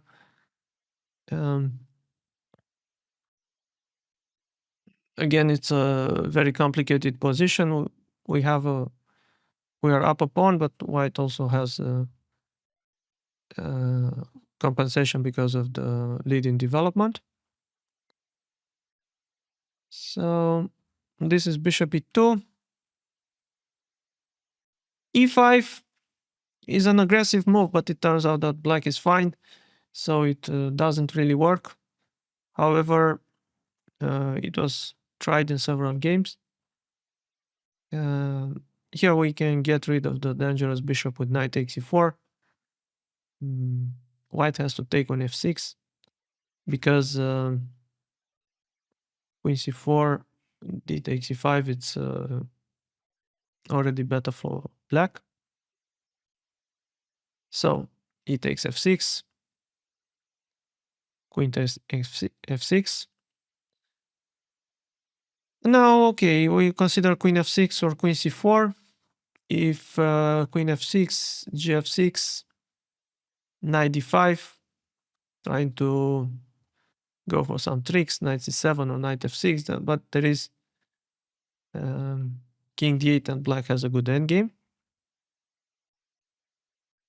So queen c4, But this is the point where you can take on f3. And now white wants to attack the c7 pawn with the knight. So knight b5, knight d5 leads to the same thing. Apparently, it looks like we are in trouble. Knight c7 is coming with a check. But we have a good resource here, bishop e6, hitting the queen. And then if white takes on c7, we can go king d7. Knight c7, let's say, king d7. This is forced. Now the queen is under attack, and also the knight is under attack. So white takes on e6. But after f takes e6, we march a pawn up. And black is slightly better here. I mean, both kings are not really safe. But also we managed to trade some pieces. And the pawn up should tell. So now let's see bishop e3. Actually, this is the main move. Of course, bishop is very active here, and white continues the pressure on the f7 pawn. We go bishop g4, developing with tempo. And in some lines, we also have the idea to go bishop h5 to protect f7. This is an important detail. White's main move here is queen d3, but let me show you what happens if white goes knight g5, attacking on f7. Here we just go bishop h5, and we're just in time to defend the f7 pawn. So queen d3. Now white wants to go bishop g5. And it's not so easy to continue development. So then it's the right time to strike in the center with d5. For the moment, this is a novelty, but I don't know how things will be in the future. Maybe this will be tested in some games. The idea is to shut off this light squared bishop, and then we can also develop the bishop on f8. Of course, we always need to be careful about the g7 pawn. Maybe we'll need to play g6 in some lines. So here we're going to consider knight e5 and e5. Both these moves make sense. And also, maybe briefly talk about bishop g5. If white goes bishop g5, we can just take on e4, queen d8, rook d8 with an equal position. The knight on f3 is hanging. This is important. So e5, well, white just wants to win a piece because the knight is attacked and the bishop, both these pieces are under attack. But we have queen e7. This is the only move that saved the day because of the pin. Bishop f4, defending the pawn. And now we are in time to take on f3. We want to move this knight. Queen f3. Well, we're not going to move the knight just yet because d5 pawn is hanging. So first of all, we need to secure the d5 pawn. And this is quite a big deal because now the bishop is out of play. And if white wants to open up the game, probably he will have to consider some sacrifice on d5. And now after castle, long castle, we can go knight fd7, finally saving the knight. And if white allows it, us, we also want to castle long here.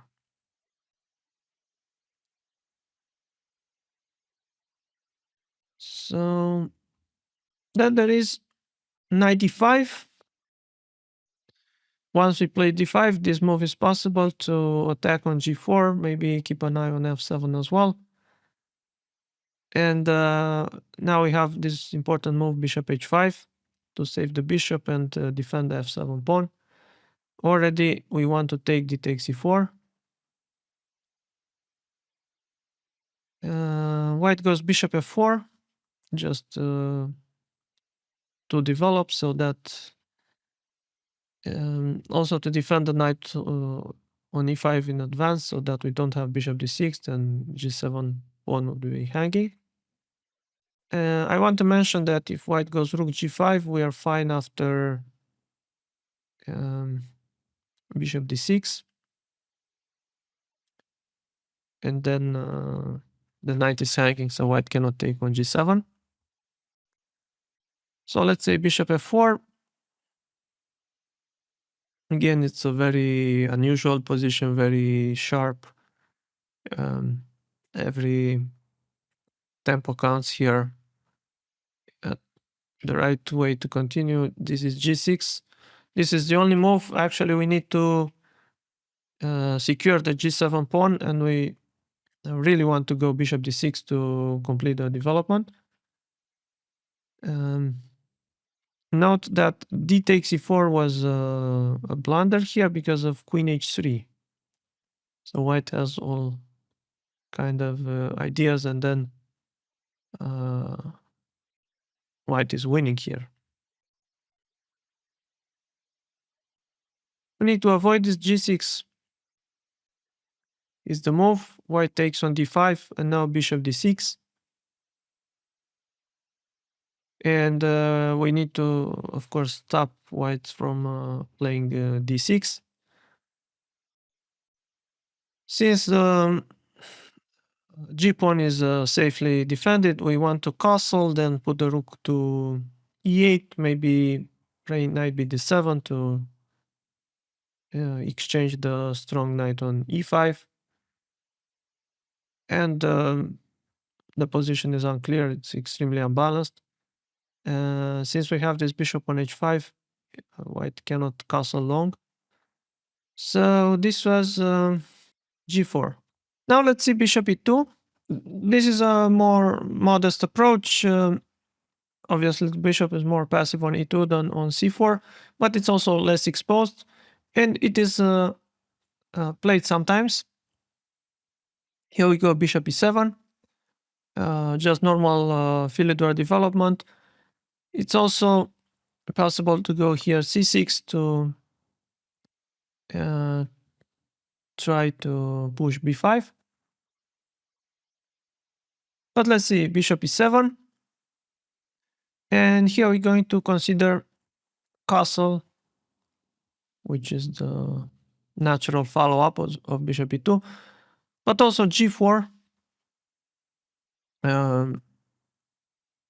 An attempt to play aggressively. So g4, first of all, this is an aggressive move, and white is trying to get a better version of g4 at the fifth move, one move before. Because now if we take, white has rook g1 and the g7 pawn is hanging. If we move the knight, but we can just stop the pawn with h6. And here the bishop on e2 is not so, not necessarily a useful move for white. Let's say rook g1. G5 is not recommended here. We can just take knight g5 and then c6, and black is already better. Because again, white has the bishop on e2 and is not attacking the f7 pawn. So rook g1, white is getting ready to push h4 and so on. c6, this is the typical reaction in these positions. We are getting ready for b5 or queen a5. And now h4, of course, to prepare g5. If instead white goes bishop e3, then we can go b5. And again, the bishop on e2 is not so... I mean, it's not bad, but it's not a useful move. And we managed to get b5 on the board, which is quite a big deal. So h4. And here we can play knight f4. This is a novelty. But the idea is well known from the lines with rook g1. We are attacking the pawn on g4.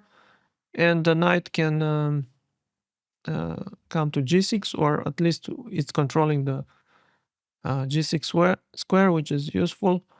White goes g5. We take because we want to open up the rook. A takes g5, a takes g5, and then knight g4. Of course, we need to keep the knight active. We're preventing white from playing bishop e3. Then the other knight can go to g6, and white is not able to attack or to trap our knight on g4. So this is fine for black. But I don't expect you to meet g4 on the board quite often, because usually white doesn't go for g4 in this after bishop e2. Instead, castle is the move. We also castle. And here we're going to see several options for white. First of all, a4. That's similar to the recommendation from Gustafsson Kurs. There is bishop e3, there is rook e1, and of course the main move h3. So let's see them one by one. a4. White wants to grab some more space. The idea is to go e5. And here we can take on d4 to open up the game, and then we want to go knight c5.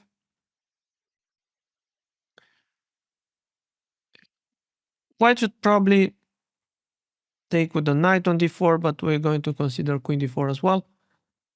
If queen d4, then at least this has the point that the e4 pawn is defended after knight c5. We go knight c5 anyway, because we want to open up the light squared bishop. And of course, knight e5 was not possible, so knight c5 is the way to go. And of course, we have the typical useful moves like rook e8, c6, even a5 to stabilize the knight on c5.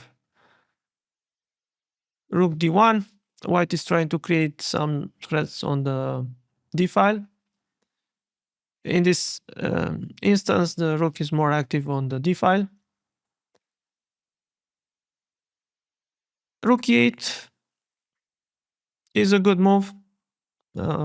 It's a bit slow, but the rook is always useful on the e file. It is also possible to go e5 here just to stabilize the queen side. But rook e8, h3, prophylactic move. White wants to go bishop e3. Also, just to mention here that if white goes a5, we play bishop d7 and black is fine. Then the bishop could get to c6. So h3. Now we can finally play a5 just to fix the queenside pawns. Bishop e3, all according to the plan. Now there is no knight g4 anymore. c6, the typical move. We want to control the squares like d5, especially. And now, okay, white finished the development, but he has to do something. It's not clear what white can do next. And e5 is the only active idea in this position. But here we have this move 96. Of course, we couldn't have taken on e5 immediately because the knight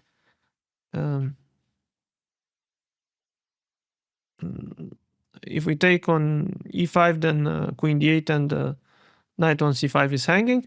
But we have this in between move 96. And the white queen doesn't have good squares, and if it drops back on the d file, then we can even take on e5 with an equal position.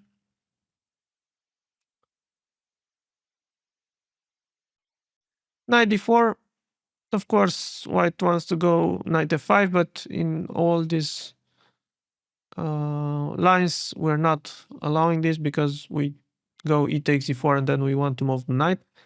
So it's not happening. Knight c5. We are attacking on e4. We are stopping knight f5, as I mentioned.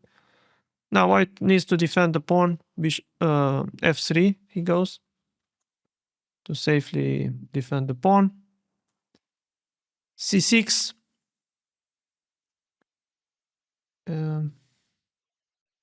It's a similar play to what we recommended against the Gustafsson line.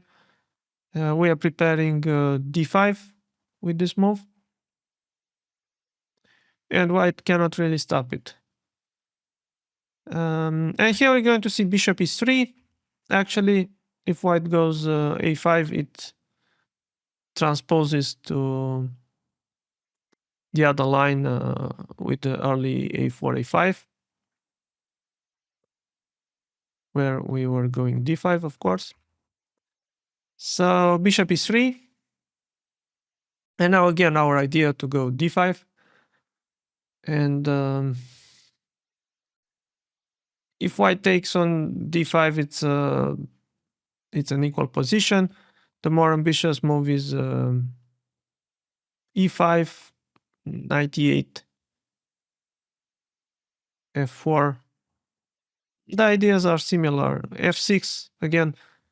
F4 was threatening f5, and we cannot allow such a grip. So f6 is there to undermine the white center, and then after a5, it really transposes to the lines with 5 a4. Now let's see bishop e3. Nothing special about this move, just developing the pieces. We can go c6 to try to get b5. White prevents this, and now we can just take on d4 so that we can play knight c5. White takes with the knight c5, hitting the e4 pawn, f3, and d5. This transposes to the line we've just seen previously.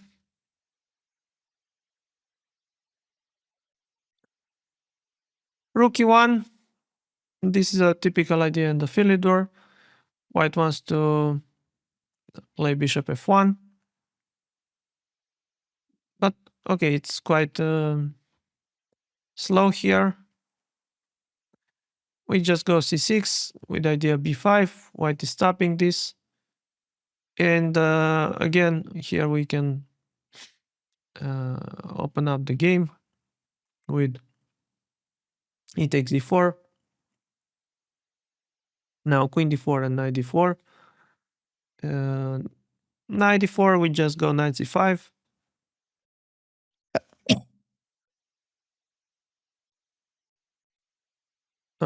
Bishop f1, a5, bishop f4, rook e8, h3, and bishop e6, and this transposes. So queen d4, to centralize the queen to protect the pawn on e4. As usual, we go knight c5 here, a5, let's say. Otherwise, later on, we can go a5. So white is grabbing some space. And here, again, the typical move, rook e8. We are preparing bishop f8. And if white moves this e2 bishop, let's say bishop f1, we can go bishop g4. The position is about equal here. Although white managed to get a5 is not a big deal. And also a6 ideas are not dangerous because white doesn't have a knight on d4 to attack the c6 pawn. h3 is the most played move here. White wants to go bishop e3 without having to worry about knight g4.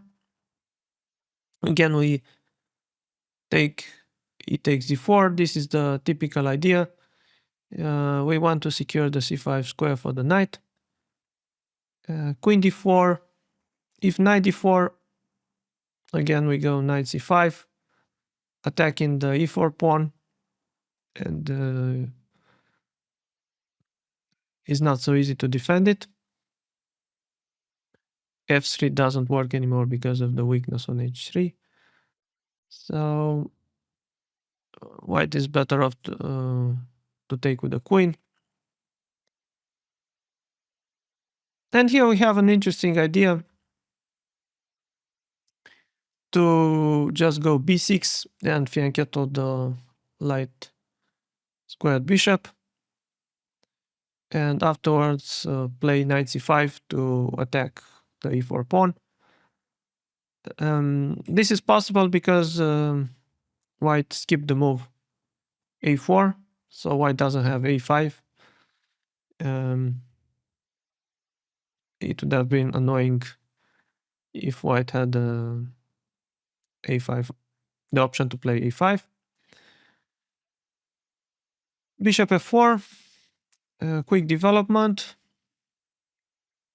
We also develop the bishop to b7. Rook a d1, just to bring the rooks on the central files. And now, of course, knight c5 as promised, with a double threat already of taking on e4 or going knight e6 to take the bishop. And here, black has a great position, so this idea with b6 and bishop b7 is a bit rare because usually white includes a4. But if white plays passively with bishop e2 and h3, then it works. And here it is. Let me show you a sample line: e5, knight e6. This is with tempo. Queen e3, we take the bishop. Queen f4. Now we can take on e5 because the queen is attacked. Knight e5 and bishop d6. Black is fine here. This was bishop e2. Now let's see. D takes e5. I mean, we need to consider this move, but it doesn't achieve anything. It's not good for white to release the tension in the center so early on. White doesn't even get to trade the queens. So d takes e5.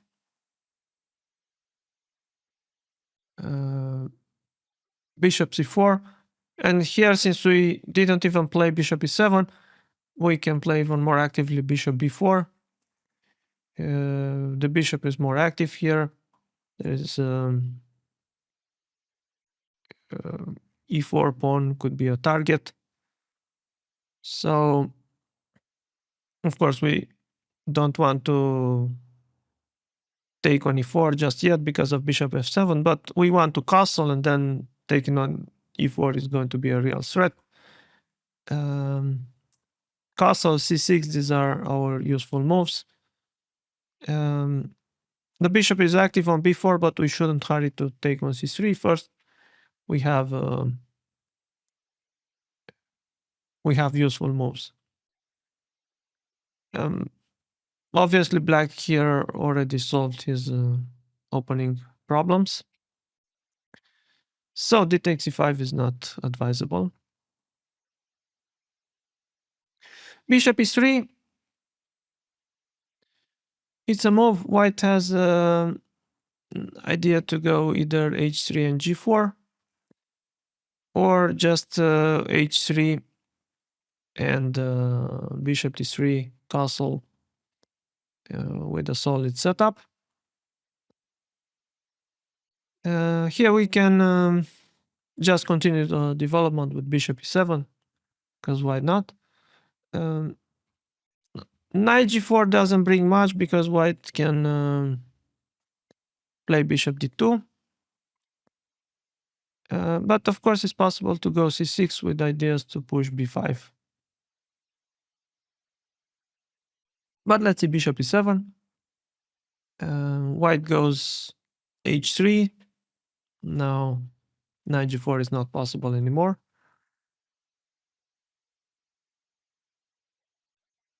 We go c6, preparing b5.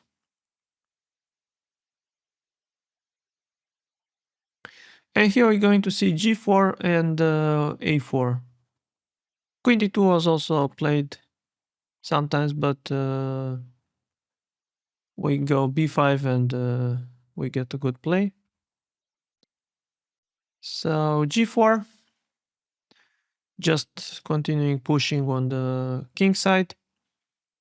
We need to stop white's expansion with h6. Then now we're going to see queen d2 and a4, which makes sense to stop b5. Rook g1 with transpose to 5h3. So queen d2 with idea to castle long, and white doesn't want to weaken his queen side.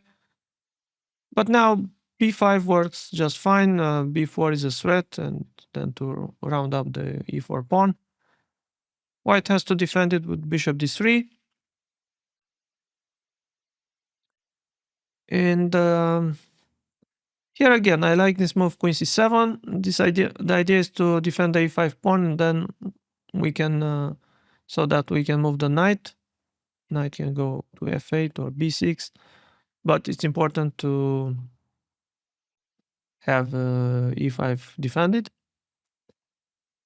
Long castle, this is the point of white's play. And here we can already start the counterplay with b4. So if knight a4, of course, queen a5, attacking the knight b3, then knight b6. And if the knight goes to e2, there is c5, very strong. White has to stop c4, and it won't be easy. So this is queen d2. But now let's say a4, usually white wants to stop b5. Queen a5. We want to go knight e4. So we're attacking e4. And there is another solution here. Instead of queen a5, short castle is possible. And then if queen d2, then d5. But I felt that long term, the king on g8 may be weak, especially with the pawn on h6. So that's why we're recommending queen a5 here. Okay, white should probably go queen d2, because if knight d2, there is d5 here, immediately breaking the center.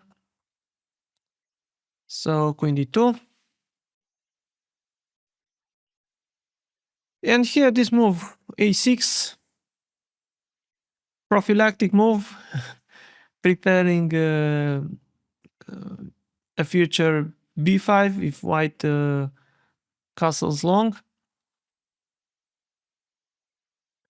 So this is like a waiting move, but a6 will prove will prove to be useful. And here what white can do, bishop d3, let's say, to bishop d3 to support the e4 pawn and finish development. If white goes rook g1 with the idea to push on the king side, then even g5 deserves attention to stop all white's play on the king side to block the position there. So let's say bishop d3, and now we can go knight f8 to bring the knight to g6. I like the knight to g6. And then, of course, we open up the light squared bishop. And it's not clear how white can proceed now, because long castle is unappealing due to the pawn on a4. And then we have ideas to push b5. Of course, after knight g6 and so on. So this is g4. Now let's see a4 immediately stopping b5. Okay, we castle. And here we're going to see bishop e2 and bishop d3. If white goes bishop c4, it transposes to 5 bishop c4. Bishop e2 is quite a modest move, but the bishop is not exposed here. However, the king is still in the center, and we can go d5 to equalize immediately. Here, okay, e takes d5 is probably the move, because if white takes the other way, d takes e5, there is knight e4. And also the same for knight e5, there is knight e4. So e takes e5, and now the point is to go e4. In between move, attacking the f3 knight. Knight e5. And here it's good if you remember knight d5. We want to have the option to go f6 and attack the white knight from e5.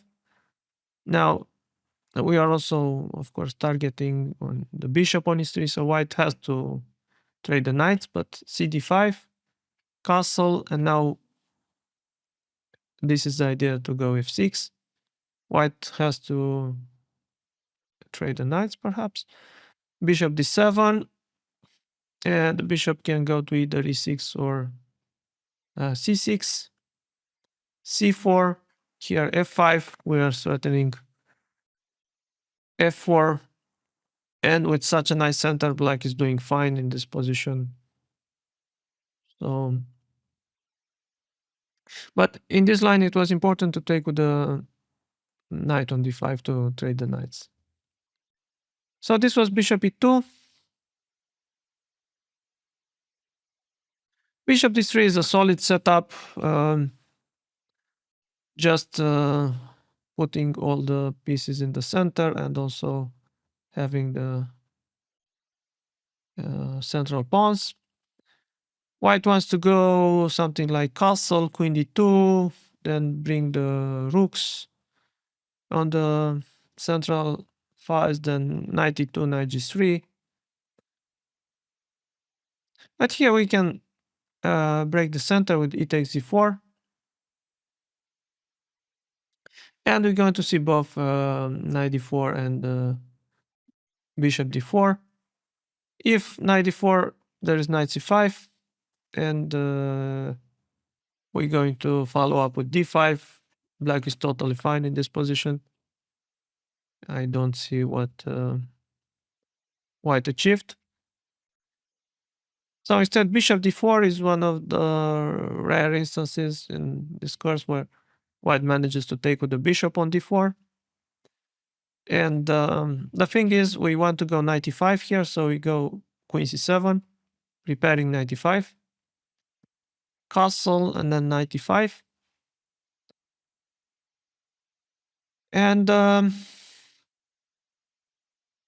again, I think black is fine. We can go b6, bishop b7 if we want to flank to the bishop, or there is another way, bishop e6 and rook a d8. So both these ideas are possible. On the other hand, knight on e5 is quite annoying for white. White needs to consider the captures, knight f3 or knight d3 with every move. Bishop g5 was tried sometimes. It's not a good move. This pin is not dangerous, and usually the bishop is just misplaced on this diagonal. We can go bishop e7. Let's say bishop c4. White can try queen d2 here, but if we go castle and then c6 followed by b5, black is better because the bishop is misplaced. So let's say bishop c4, we castle, castle. Both sides made normal development moves. And this transposes to 5 bishop c4. Bishop d3 is a very rare move.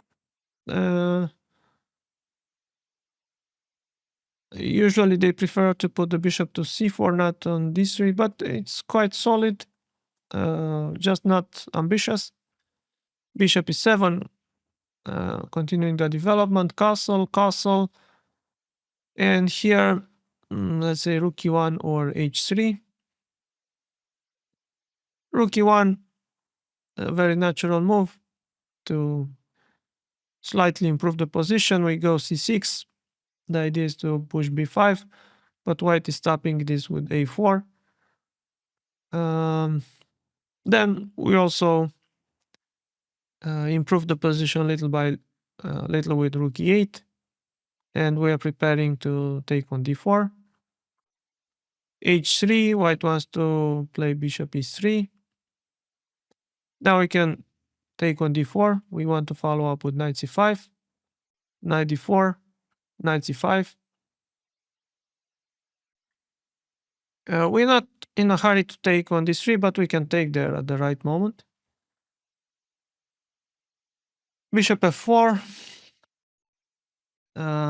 bishop f8, and now the light squared bishop, white's light squared bishop cannot move because e4 is hanging, so we can take it when we want. And knight d3 could be an idea. Also, h6 is useful to prevent bishop g5. queen b6 can be an idea afterwards.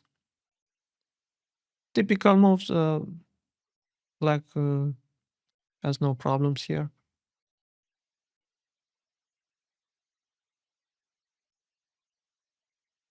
h3 is a prophylactic move. White wants to go bishop e3 just to develop the pieces.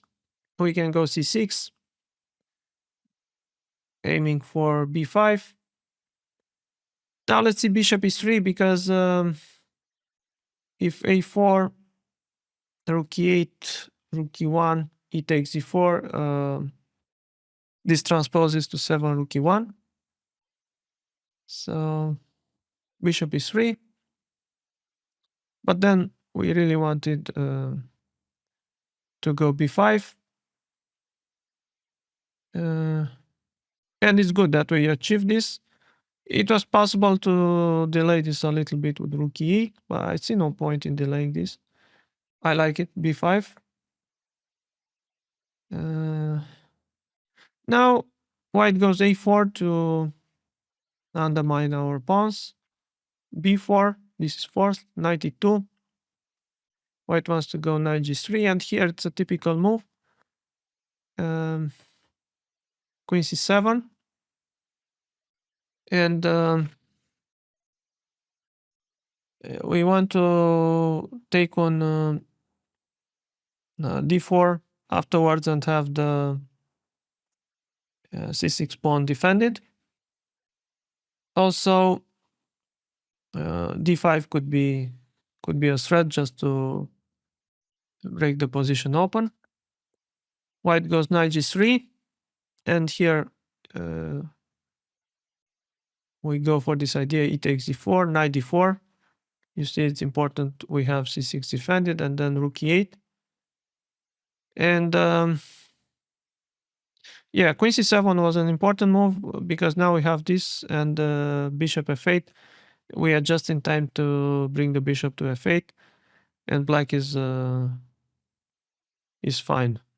But of course, there is a long fight ahead. All the pieces are on the board. So this was bishop d3. Now there is h3, prophylactic move to control the g4 square. White wants to play maybe bishop e3 or sometimes even g4. But it's a bit strange for white to go for this so early on. We just go c6, preparing b5. Perhaps white should stop this with a4. Okay, just to mention, if white goes g4, we play h6 and we stop g5. Or else if white goes bishop e3, then this transposes to 5 bishop e3. So a4 makes sense. Bishop e7, and g4. Here, bishop e7, bishop e3 would transpose to 5 bishop e3. So there are some transpositions here. But g4 is a move that leads to different positions. And here, again, we don't want to allow g5. That's why we go for h6. Stopping g5. This is also how we play in the lines with rook g1. Rook g1, let's say. White is trying to push the kingside pawns. But here, okay, the king is left in the center. And it's a good moment for us to open up the center. E takes d4. And now we're going to see both knight d4 and queen d4. Queen d4 is a logical move with idea bishop f4 and long castle. We need to act quickly, of course, since we opened up the position. And here there is this resource 95 with a pawn sacrifice. But as I mentioned before, we cannot play slowly here. We need to do something quickly. And let's say if white takes the pawn, knight e5, d5, queen e5, uh, bishop e6, going for quick development. And now we have ideas like bishop d6, knight d7, queen b6. So we get good play. Um, Now it's difficult for white to find good moves. Well, let's say a5 to prevent queen b6. Knight d7, bishop d6 is also possible here, of course. But knight d7 and white cannot take on g7 because of bishop f6. So queen g3. And here we can go bishop h4. Again, hitting the queen. With an unclear position, we sacrifice the pawn, but the white king is stuck in the center. We have good compensation. It's not clear what white will do next. If queen d6, bishop e7, this could be a move repetition. Or else, if white goes queen e3, we can play b5 and get counterplay. And again, white's king is stuck in the center. And now let's see knight takes d4. White has the idea to go jump with the knight to f5. And here knight e5 doesn't work because um, the g4 pawn is well defended. So we go the other way, knight c5, targeting the e4 pawn. Of course, there is also an idea to push d5. And here, if white wants to try to play for an advantage, he should play queen f3. Like this, white is stopping d5. It's not easy to find this move over the board if you don't know it. Queen b6. We're keeping an eye on the b2 pawn, and also there is the idea to take knight takes e4. Now queen e3. Again, not an easy move to.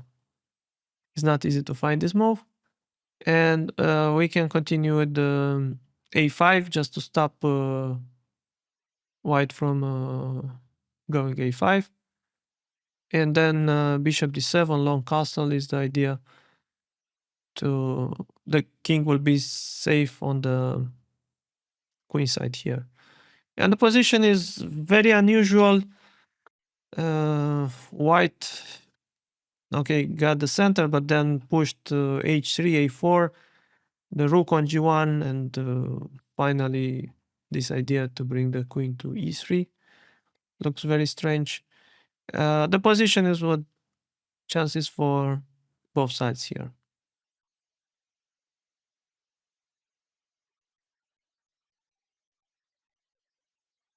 Finally, let's see d5. This was not tried by strong players. It's not recommended to close the center so quickly. It would have been completely different if white had the pawn on c4, but the pawn is on c2. And usually white doesn't go for this. You'll see it probably very, very rarely. And here we can immediately challenge the d5 pawn. I like this. Afterwards, we can continue with bishop e7, castle, knight b6, maybe even c takes d5 at the right moment. I don't think black is experiencing problems here. So now let's do a quick recap of the lines we've seen in this video. there is this idea, quite new idea, which will probably become even more popular. A4, A5, recommended by Grandmaster Gustafsson in his course. And here we continue with bishop e7, a5, castle, bishop e2. We take on d4, knight d4, knight c5, attacking on e4, f3, and then c6, castle, and d5.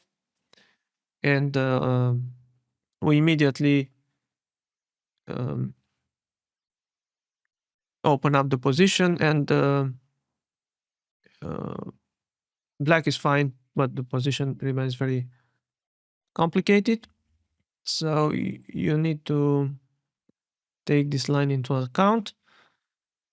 Then rook g1 is becoming more and more popular, in my opinion, and it leads to uh, different positions, different type of positions from the Philidor. Uh, White can only castle long now, but there is an idea to go for a quick g4, g5. We go c6, g4, h6 to stop this. Now, okay, in many online games, probably you're going to meet h4, but then just take on d4, knight d4, knight e5, g5 takes, knight g4, and these lines, f4, queen b6, bishop e2, knight h2. Black is fine here. Um, and of course, more ambitious is to go bishop e3, more flexible also, but then bishop e7, a3, queen a5, and so on. Black is fine, but the positions are very complicated. Another, um, finally, another dangerous attempt is this g4.